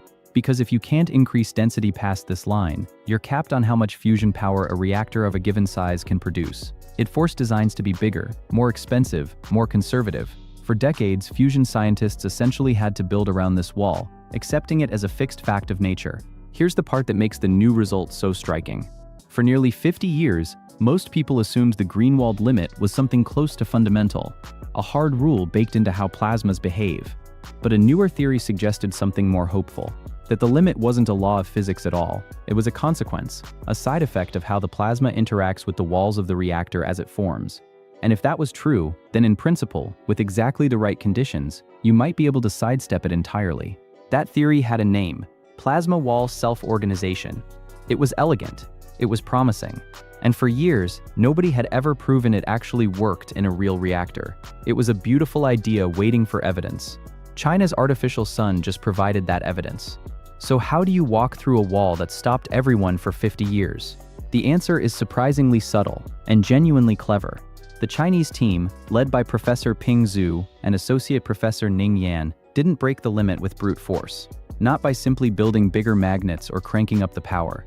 They broke it by carefully choreographing the very beginning of the reaction, the startup phase, the first moments when the plasma is being born. Here's the core idea, simplified. Normally, as you cram more fuel into the plasma, the edge of that plasma, where it meets the reactor, gets cold and dirty. Impurities build up, energy leaks away, and that cascade is what triggers the instability that crashes the whole thing at the Greenwald limit. The wall and the plasma get into a destructive relationship. The Chinese team's insight was to manage that relationship from the very first instant. They precisely controlled two things: the amount of fuel gas they started with, and a special type of heating called electron-cyclotron resonance heating, essentially using carefully tuned microwaves to energize the electrons in the plasma at exactly the right moment. By dialing in those startup conditions just so, they got the plasma and the reactor walls to settle into a balanced, self-regulating relationship, the self-organization the theory predicted. In that balanced state, something remarkable happens. The plasma stops fighting to high density. Instead of becoming unstable as you pack more fuel in, it stays calm and confined. The team sustained stable plasma at densities between 1.3 and 1.65 times the Greenwald limit. That's 30 to 65% past the line that crashed reactors for half a century, with no disruptions. And critically, this was the first time anyone had ever experimentally confirmed that the self-organization theory actually works in a real tokamak. They didn't just break a record, they proved a theory that could reshape how every future reactor is designed. It's the difference between forcing a locked door and discovering it was never truly locked. You just had to turn the handle the right way. That's what makes this more than a number. It's a new understanding of how the rules actually work. Now here's where I have to be completely straight with you, because this is exactly the kind of story that gets wildly overhyped, and I'd rather you trust this channel than mislead you. This breakthrough does not mean fusion power is arriving next year, or even this decade. It does not mean your electricity bill is about to vanish. And here are the honest reasons why. First, and most important, no fusion reactor on Earth, including East, currently produces net positive energy when you account for the entire system. Right now, these machines still consume more energy to run than they generate. Breaking the density limit is a crucial ingredient toward changing that, but it is not the same as achieving it. East is an experiment, not a power plant. It will never put a single watt into anyone's home. Second, fusion still faces brutal engineering challenges that have nothing to do with this particular limit. Building materials that can survive years of relentless neutron bombardment and star-level heat. Sustaining the reaction not for seconds or minutes, but indefinitely. Turning the heat into electricity efficiently and affordably. These are enormous, unsolved problems, and progress on the materials side has actually been slower than progress on the plasma physics side. And third, even the scientists involved are careful here. As one expert put it, this breakthrough improves confidence in future reactor designs rather than accelerating timelines. It doesn't suddenly make commercial fusion arrive sooner. It makes the eventual reactors potentially smaller, cheaper, and easier to design, because they may not need to be as enormous or as conservative about density as everyone assumed. So the honest framing is this: China did not just solve fusion. What China did is remove one of the longest-standing roadblocks on the path, and prove that a barrier everyone treated as nearly fundamental was actually beatable. That's not the finish line, but it's a genuine, verified, peer-reviewed step toward it, published in the journal Science Advances, and it matters for every fusion project on Earth, not just China's. Here's the part that makes this bigger than a single experiment in Hefei. This discovery doesn't just help China. Because it's a fundamental insight into how plasma behaves, it potentially helps everyone chasing fusion. The world's largest fusion project, ITER, a massive international collaboration in France involving dozens of countries, could potentially use this density-free regime to reach its own goals more easily. The same is true for the wave of private fusion startups that have collectively attracted billions of dollars in investment. A barrier that constrained all of their designs may have just been loosened for all of them at once. There's even a fascinating bonus buried in the data. For years, there's been a rivalry between two reactor shapes, the donut-shaped tokamaks and a twisted design called a stellarator. Each had different strengths around density. The EAST results suggest tokamaks can now operate in a high-density regime that was previously thought to be a stellarator's advantage, effectively giving the most common reactor design a new superpower it wasn't supposed to have. And then there's the strategic picture, which is impossible to ignore. China has now formally written controllable nuclear fusion into its national 5-year plan as a major strategic priority, with a roadmap targeting a pilot reactor around 2035 and a demonstration reactor by roughly 2045. While much of the world has treated fusion as a someday maybe science project, China is treating it as a national industrial goal with a timeline and serious funding behind it. EAST breaking the Greenwald limit isn't an isolated lab result. It's one milestone in a deliberate, long-term national march toward being the country that figures out how to put a star in a bottle first. And whoever does that first, whoever cracks practical, commercial fusion, doesn't just win a scientific prize. They potentially gain control over the cheapest, cleanest, most abundant energy source in human history. The country that masters fusion could reshape the entire global balance of power, because energy underlies everything. Every factory, every data center, every economy. This isn't only about science, it's about who powers the next century. Here's my honest opinion. I think the right way to hold this is to resist both of the easy reactions. The breathless headlines screaming "China just solved fusion, unlimited energy is here," are flatly wrong. We're still decades from a commercial reactor, no machine yet produces net energy, and the hardest engineering problems remain unsolved. Anyone promising you a fusion-powered home by 2030 is selling fantasy. But the cynics who shrug and say fusion is always 30 years away, ignore it, are making a subtler mistake.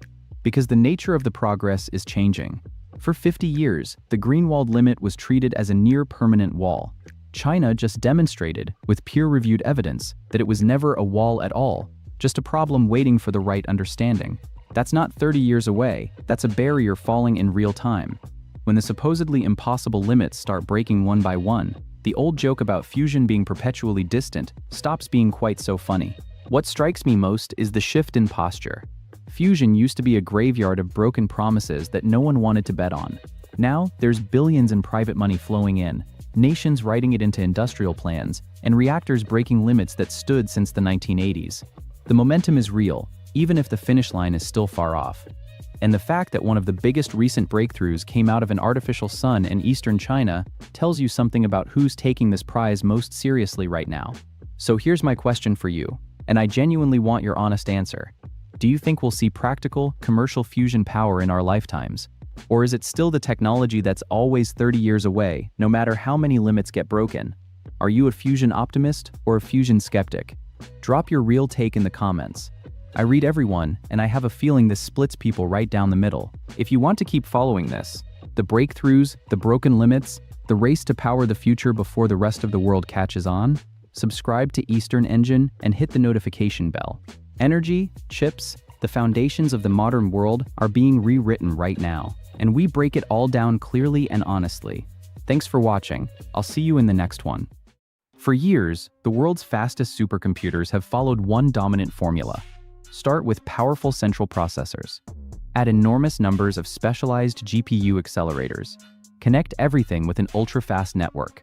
Then, use those GPUs to perform the mathematical work that would overwhelm ordinary CPUs. America's El Capitan follows that model.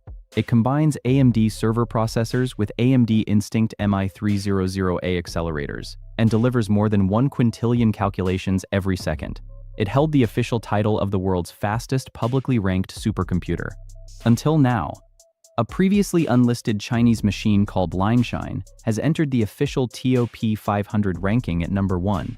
Its verified performance is 2.198 exaflops. America's El Capitan recorded 1.809 exaflops. That places the Chinese system approximately 21.5% ahead on the benchmark used to determine the global ranking.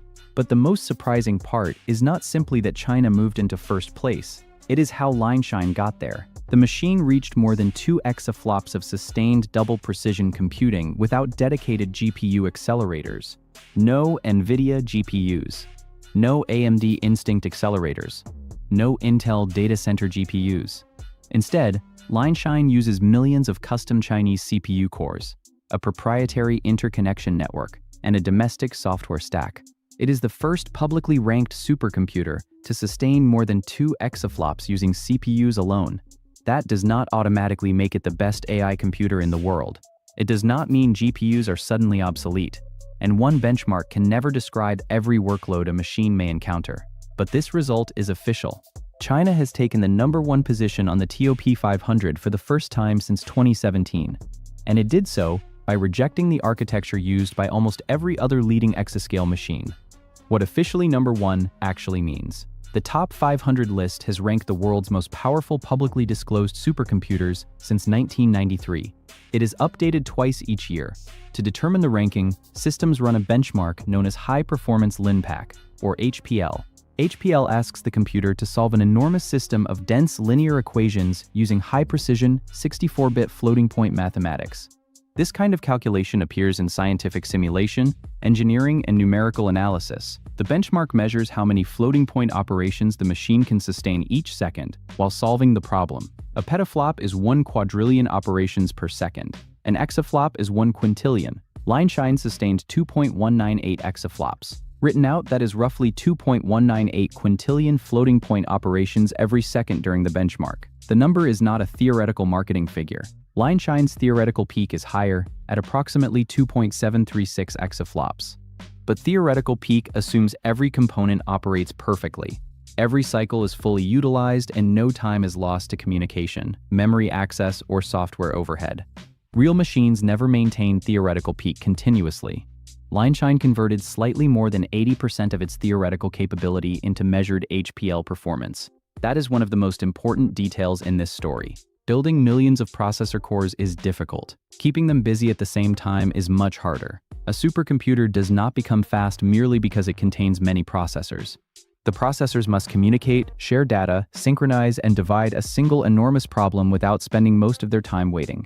Lineshine's 80% result suggests that its architecture is not simply large, it is highly coordinated, inside the CPU-only machine. Lineshine is installed at the National Supercomputing Center in Shenzhen. The machine was built by the Shenzhen Cloud Computing Center and is based on a custom platform called Lingkun. At its core is a Chinese processor known as the LX2. Each LX2 contains 304 CPU cores running at 1.55 GHz. The complete system contains 13,789,440 cores. Divide that total by 304, and the architecture appears to use roughly 45,360 of these processors. That is not 45,000 individual desktop computers. These processors are installed in densely packed computing nodes, surrounded by memory, cooling equipment, power distribution systems, and the network required to connect the entire machine. A modern GPU may contain thousands of smaller parallel computing units. Lineshine instead spreads its work across a vast population of general-purpose CPU cores. The individual clock frequency of 1.55 GHz may sound modest compared with a consumer desktop processor that can exceed 5 GHz. But supercomputers are not built to make one core run as fast as possible. They are designed to make millions of cores work together. A higher clock frequency increases power consumption and heat. At this scale, efficiency, parallelism, and communication matter more than winning a single-core benchmark. Imagine trying to move a mountain. One extremely strong worker cannot do it. 45,000 organized teams might, but only if every team knows exactly which section to move, where to place it, and when to act. Without coordination, adding more workers can make the project slower. That is why the processor count is only half the story. The hidden weapon is the network. Every processor inside a supercomputer needs data. A calculation performed on one node may depend on a result produced somewhere else. If those results move slowly, the processors sit idle. At exascale, even tiny communication delays become enormous when repeated trillions of times. Lianshine connects its processors using a proprietary Chinese interconnect called Lingqi. The public technical information remains limited, but the benchmark results reveal that this network is doing serious work. HPL involves regular, predictable mathematics, making it easier to divide efficiently than many real scientific applications. However, Lianshine also ranked first on a second benchmark called HPCG. HPCG stands for High Performance Conjugate Gradients. Unlike HPL, it places greater pressure on memory access, communication, and irregular data movement. These are the parts of supercomputing that often prevent theoretical performance from becoming useful performance. Lianshine achieved approximately 22 petaflops on HPCG. El Capitan achieved around 17.4 petaflops. That places Lianshine roughly 26% ahead on this second measurement. This result is important because it weakens the simplest criticism. The machine did not merely win one highly optimized matrix calculation while collapsing on a more communication-intensive workload. It also led the benchmark intended to represent patterns found in real scientific applications more closely. HPCG is still only a benchmark. No single test can reproduce climate modeling, fluid dynamics, molecular simulation, seismic analysis, and every other scientific workload.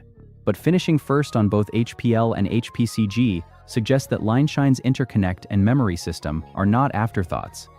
The architecture appears balanced enough to keep millions of CPU cores supplied with data. Why build a supercomputer without GPUs? The obvious question is why anyone would avoid accelerators.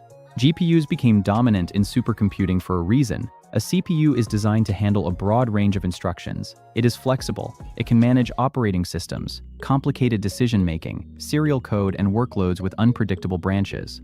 A GPU is narrower but massively parallel. It excels when the same mathematical operation must be applied across enormous arrays of data. Scientific simulations and neural networks are filled with those operations. That is why America's leading machines use accelerators. El Capitan combines AMD EPYC processors with MI300A accelerated processing units. Frontier uses AMD MI250X accelerators. Aurora uses Intel GPU Max accelerators. Europe's Jupiter Booster uses NVIDIA Grace Hopper superchips. Against that field, Lianshine looks almost deliberately unconventional. One possible advantage is programming simplicity. Accelerated systems divide applications between CPUs and GPUs. Developers must decide which code runs where, move data between different memory spaces, and optimize software for specialized hardware. A CPU-heavy machine can provide a more uniform programming environment. The same processor type handles more of the workload. That does not make programming easy, especially across nearly 14 million cores, but it can reduce the architectural divide between a host processor and an accelerator. CPU-based systems may also perform well on workloads that contain complex control logic, irregular memory access, or sections that do not map cleanly onto GPUs. The disadvantage is efficiency. GPUs can perform far more parallel arithmetic per watt on suitable workloads. To compete without them, Lianshine must deploy an enormous number of CPU cores and keep those cores highly utilized. The machine is not proving that accelerators were a mistake. It is proving that accelerator-free exascale computing remains possible when processors, memory, software, and networking are designed as one system. An entirely custom computing stack. Lianshine is not only unusual because it avoids GPUs, its major layers are Chinese developed. The processors are custom LX2 chips. The computing platform is called Ling Kun. The interconnect is Lingqi. The operating system is Qilin. The benchmark submission also lists a customized compiler and locally adapted mathematical software. This matters because supercomputer performance depends on more than silicon. A powerful processor running poorly optimized code can waste most of its theoretical capability. The compiler must translate software into instructions that exploit the processor's architecture. The mathematical libraries must perform common operations efficiently.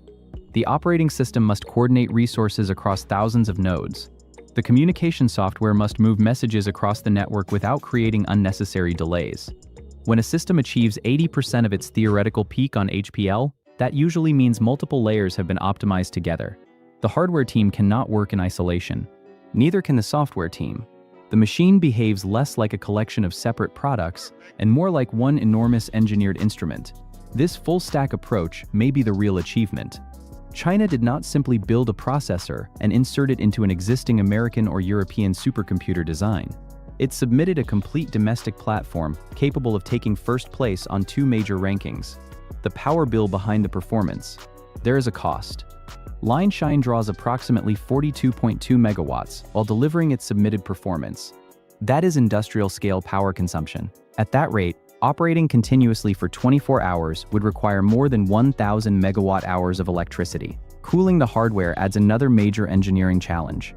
Every watt entering a processor eventually becomes heat. Thousands of high-density computing nodes must be cooled continuously, because overheating can reduce performance or damage components. Lineshine achieves an energy efficiency of approximately 52.07 gigaflops per watt. El Capitan records around 60.94 gigaflops per watt. That makes the American system roughly 17% more efficient on the reported metric. This is where the accelerator advantage becomes visible. Lineshine wins the raw HPL ranking. El Capitan produces more computation from each watt.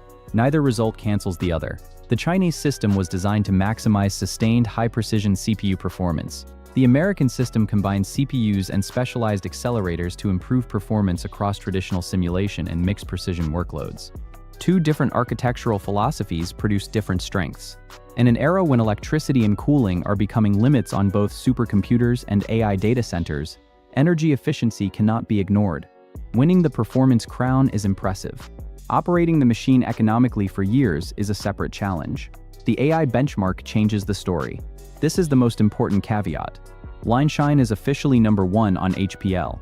It is also number 1 on HPCG. But when the benchmark shifts toward lower precision mathematics used heavily in artificial intelligence, the ranking changes.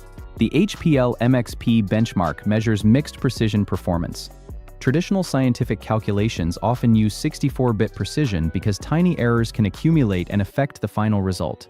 Many AI workloads can use 32-bit, 16-bit, 8-bit, or even lower precision numbers. Specialized accelerators are extremely fast at these operations. On HPL MXP, Lineshine achieved approximately 7.92 exaflops and ranked 4th. El Capitan achieved 16.7 exaflops and remained number 1. That means El Capitan delivered more than twice Lineshine's mixed precision result. This is why the phrase "world's fastest supercomputer" needs context. Lineshine is the fastest system on the official benchmark used to rank the top 500. That benchmark measures sustained double precision performance. It does not prove that Lineshine will train the largest AI model faster than El Capitan. It does not prove that it will outperform GPU systems on every application. For AI-style low-precision mathematics, El Capitan's accelerators provide a major advantage. The two machines are like different vehicles. Lineshine is an enormous high-precision freight engine capable of moving a massive scientific workload. El Capitan is a hybrid machine with specialized engines for different terrain. On the official straight-line test, Lineshine wins. On the mixed precision AI test, El Capitan pulls far ahead. Does no GPU mean the return of the CPU? Not exactly. GPUs are not disappearing from supercomputing. In fact, accelerator adoption continues to grow across the TOP 500. AI demand is making specialized low-precision computing more important, not less. Lineshine demonstrates a different point. There is no single correct architecture for every supercomputer. The best design depends on the workload. If a research center prioritizes high-precision scientific simulation, CPU flexibility, and a uniform programming environment, a massive CPU-based design may remain competitive. If the goal is training neural networks or running mixed precision mathematics, specialized accelerators are difficult to beat. Future systems may become even more heterogeneous. They may combine CPUs, GPUs, AI accelerators, photonic processors, and custom chips, assigning each task to the hardware that performs it most efficiently. Lineshine stands out because it moves in the opposite direction. Instead of adding more types of processors, it scales one processor architecture to an extraordinary level. That simplicity at the component level creates extreme complexity at the system level. Nearly 14 million cores must operate as one computer. The fact that they do so efficiently enough to reach 2.198 exaflops is the central engineering story. What will China use it for? The public top 500 entry identifies Lineshine as a research system at the National Supercomputing Center in Shenzhen.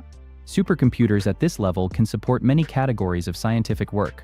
Possible workloads include weather forecasting, materials discovery, fluid dynamics, engineering simulation, molecular modeling, and large-scale numerical research. However, the precise workload mix and access policies for Lineshine have not been fully disclosed publicly. That lack of detail matters. Benchmark numbers tell us what the machine achieved during controlled tests. They do not tell us how much useful scientific work it completes each week, how easy it is to program, or how reliably it operates under sustained demand. A supercomputer becomes valuable when researchers can use it efficiently. Applications must be rewritten or optimized for the architecture.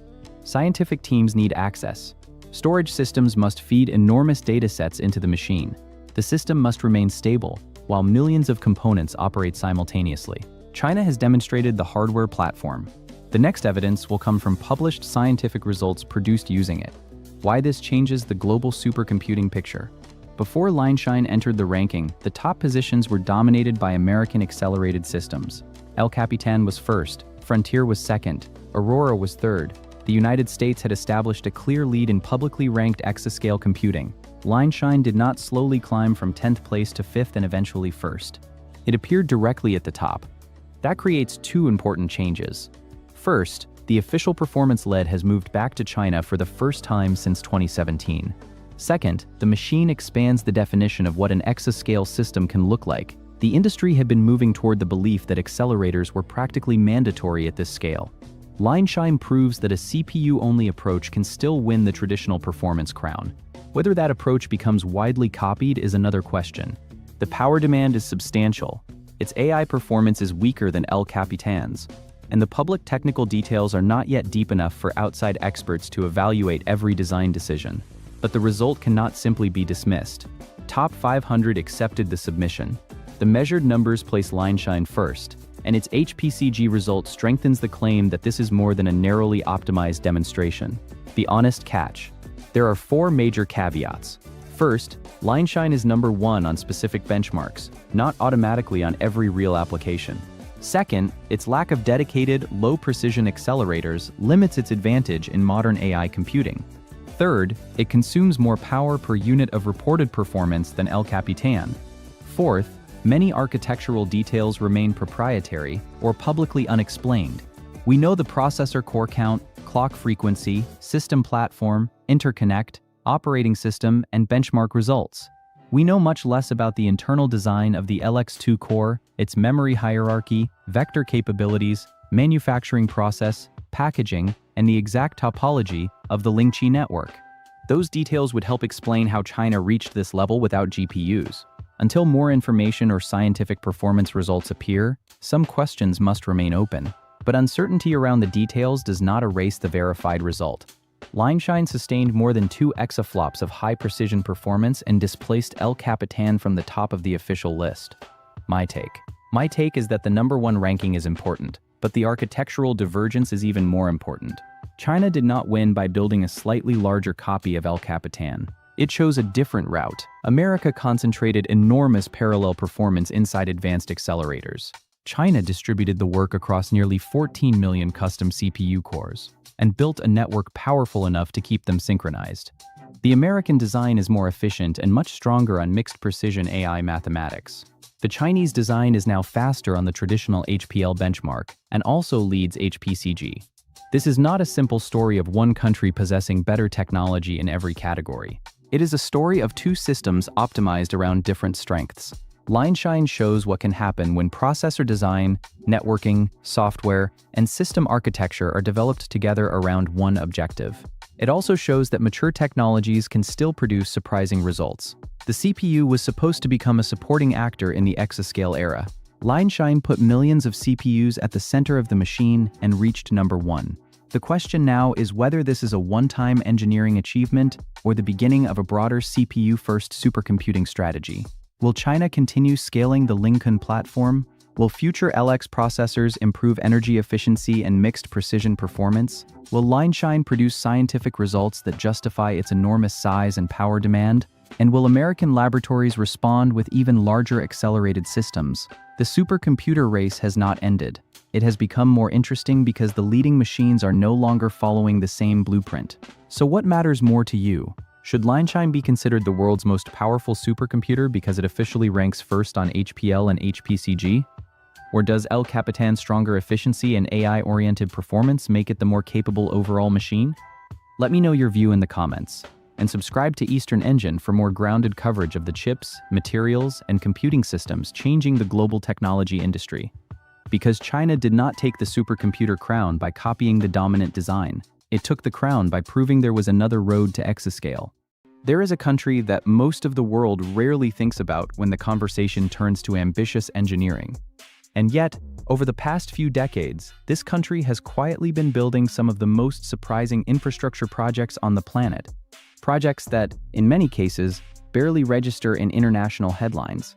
We are talking about the largest shopping complex on Earth, a railway network spanning 15,000 kilometers, an underground metro system so visually striking that travelers stop walking just to look at the ceilings, a car manufacturing industry that ranks among the 15 largest in the world, and perhaps the most audacious project of all, an effort to take seawater from the ocean and move it hundreds of kilometers inland to transform desert into livable land. That country is Iran. And whatever your views on its politics, the scale of what its engineers have built is genuinely worth understanding. This video is going to walk through these projects one by one, and some of them get more remarkable the deeper we go. Let's start with the one that sounds most unbelievable. When people think of the world's biggest malls, they usually picture Dubai or the United States.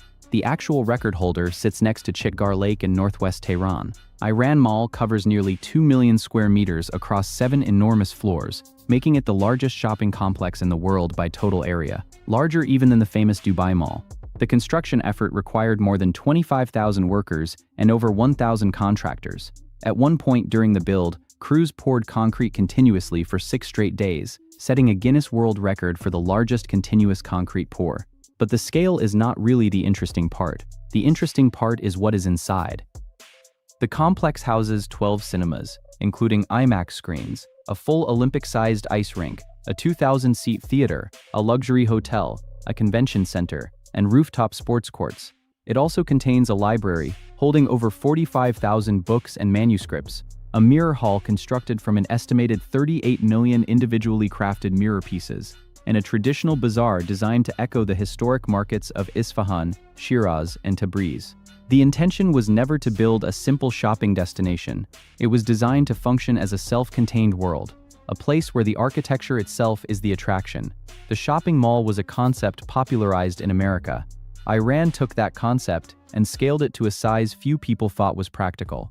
Iran does not only build at scale. Some of its most celebrated work is about beauty and design, and one project in particular became a global architectural sensation, designed by an architect who was only in her 20s when she conceived it. Layla Aragian was a young Iranian architect when she looked at a busy highway cutting between 2 parks in Tehran and asked a deceptively simple question. What if a bridge could become part of the natural landscape rather than just passing over it? The result was the Tabiat Bridge. Tabiat means nature in Persian, and the structure lives up to the name. It stretches 270 meters in length and rises 40 meters above the highway below, with 3 full levels containing walking paths, cafes, seating areas, and open viewing platforms offering panoramic views of Tehran and the snow-capped Alborz Mountains.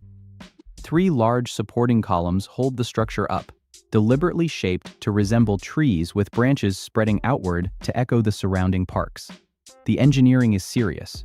Roughly 2,000 tons of steel and 14,000 individually cut components, designed to withstand earthquakes above magnitude 7 and built to last a century. The bridge has won several of the most prestigious architecture awards in the world, including the Aga Khan Award for Architecture. In its first year alone, around 4 million people visited, and most of them did not come to cross from one park to the other. They came simply to experience the structure itself. Iran's railway story stretches back nearly a century and connects to one of the most impressive engineering legacies in the region. The country operates a railway network spanning roughly 15,000 kilometers, one of the largest in the Middle East. That network moves tens of millions of tons of freight and tens of millions of passengers every year. And its foundations are remarkably old. The original Trans-Iranian Railway was constructed between 1927 and 1938.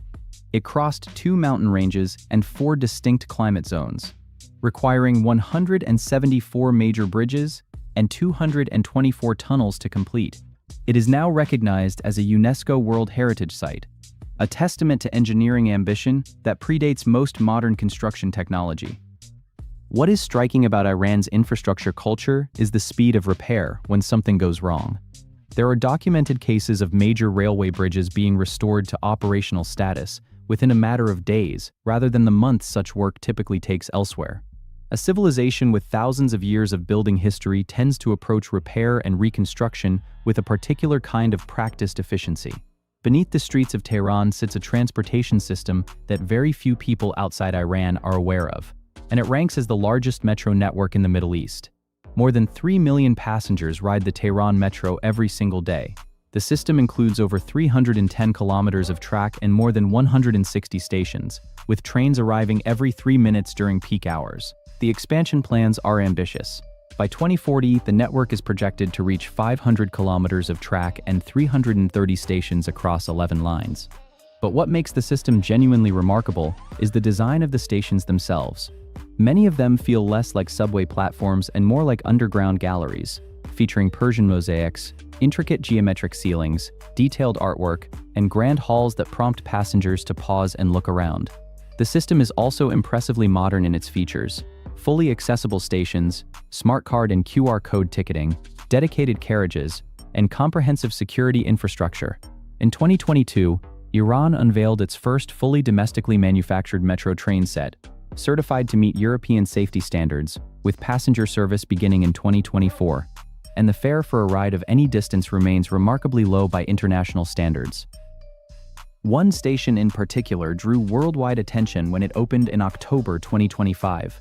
The Maryam-e-Moghada station, named in honor of the Virgin Mary, the mother of Jesus in Christian tradition, was built with an architectural style that blends Persian geometric design with church-inspired elements.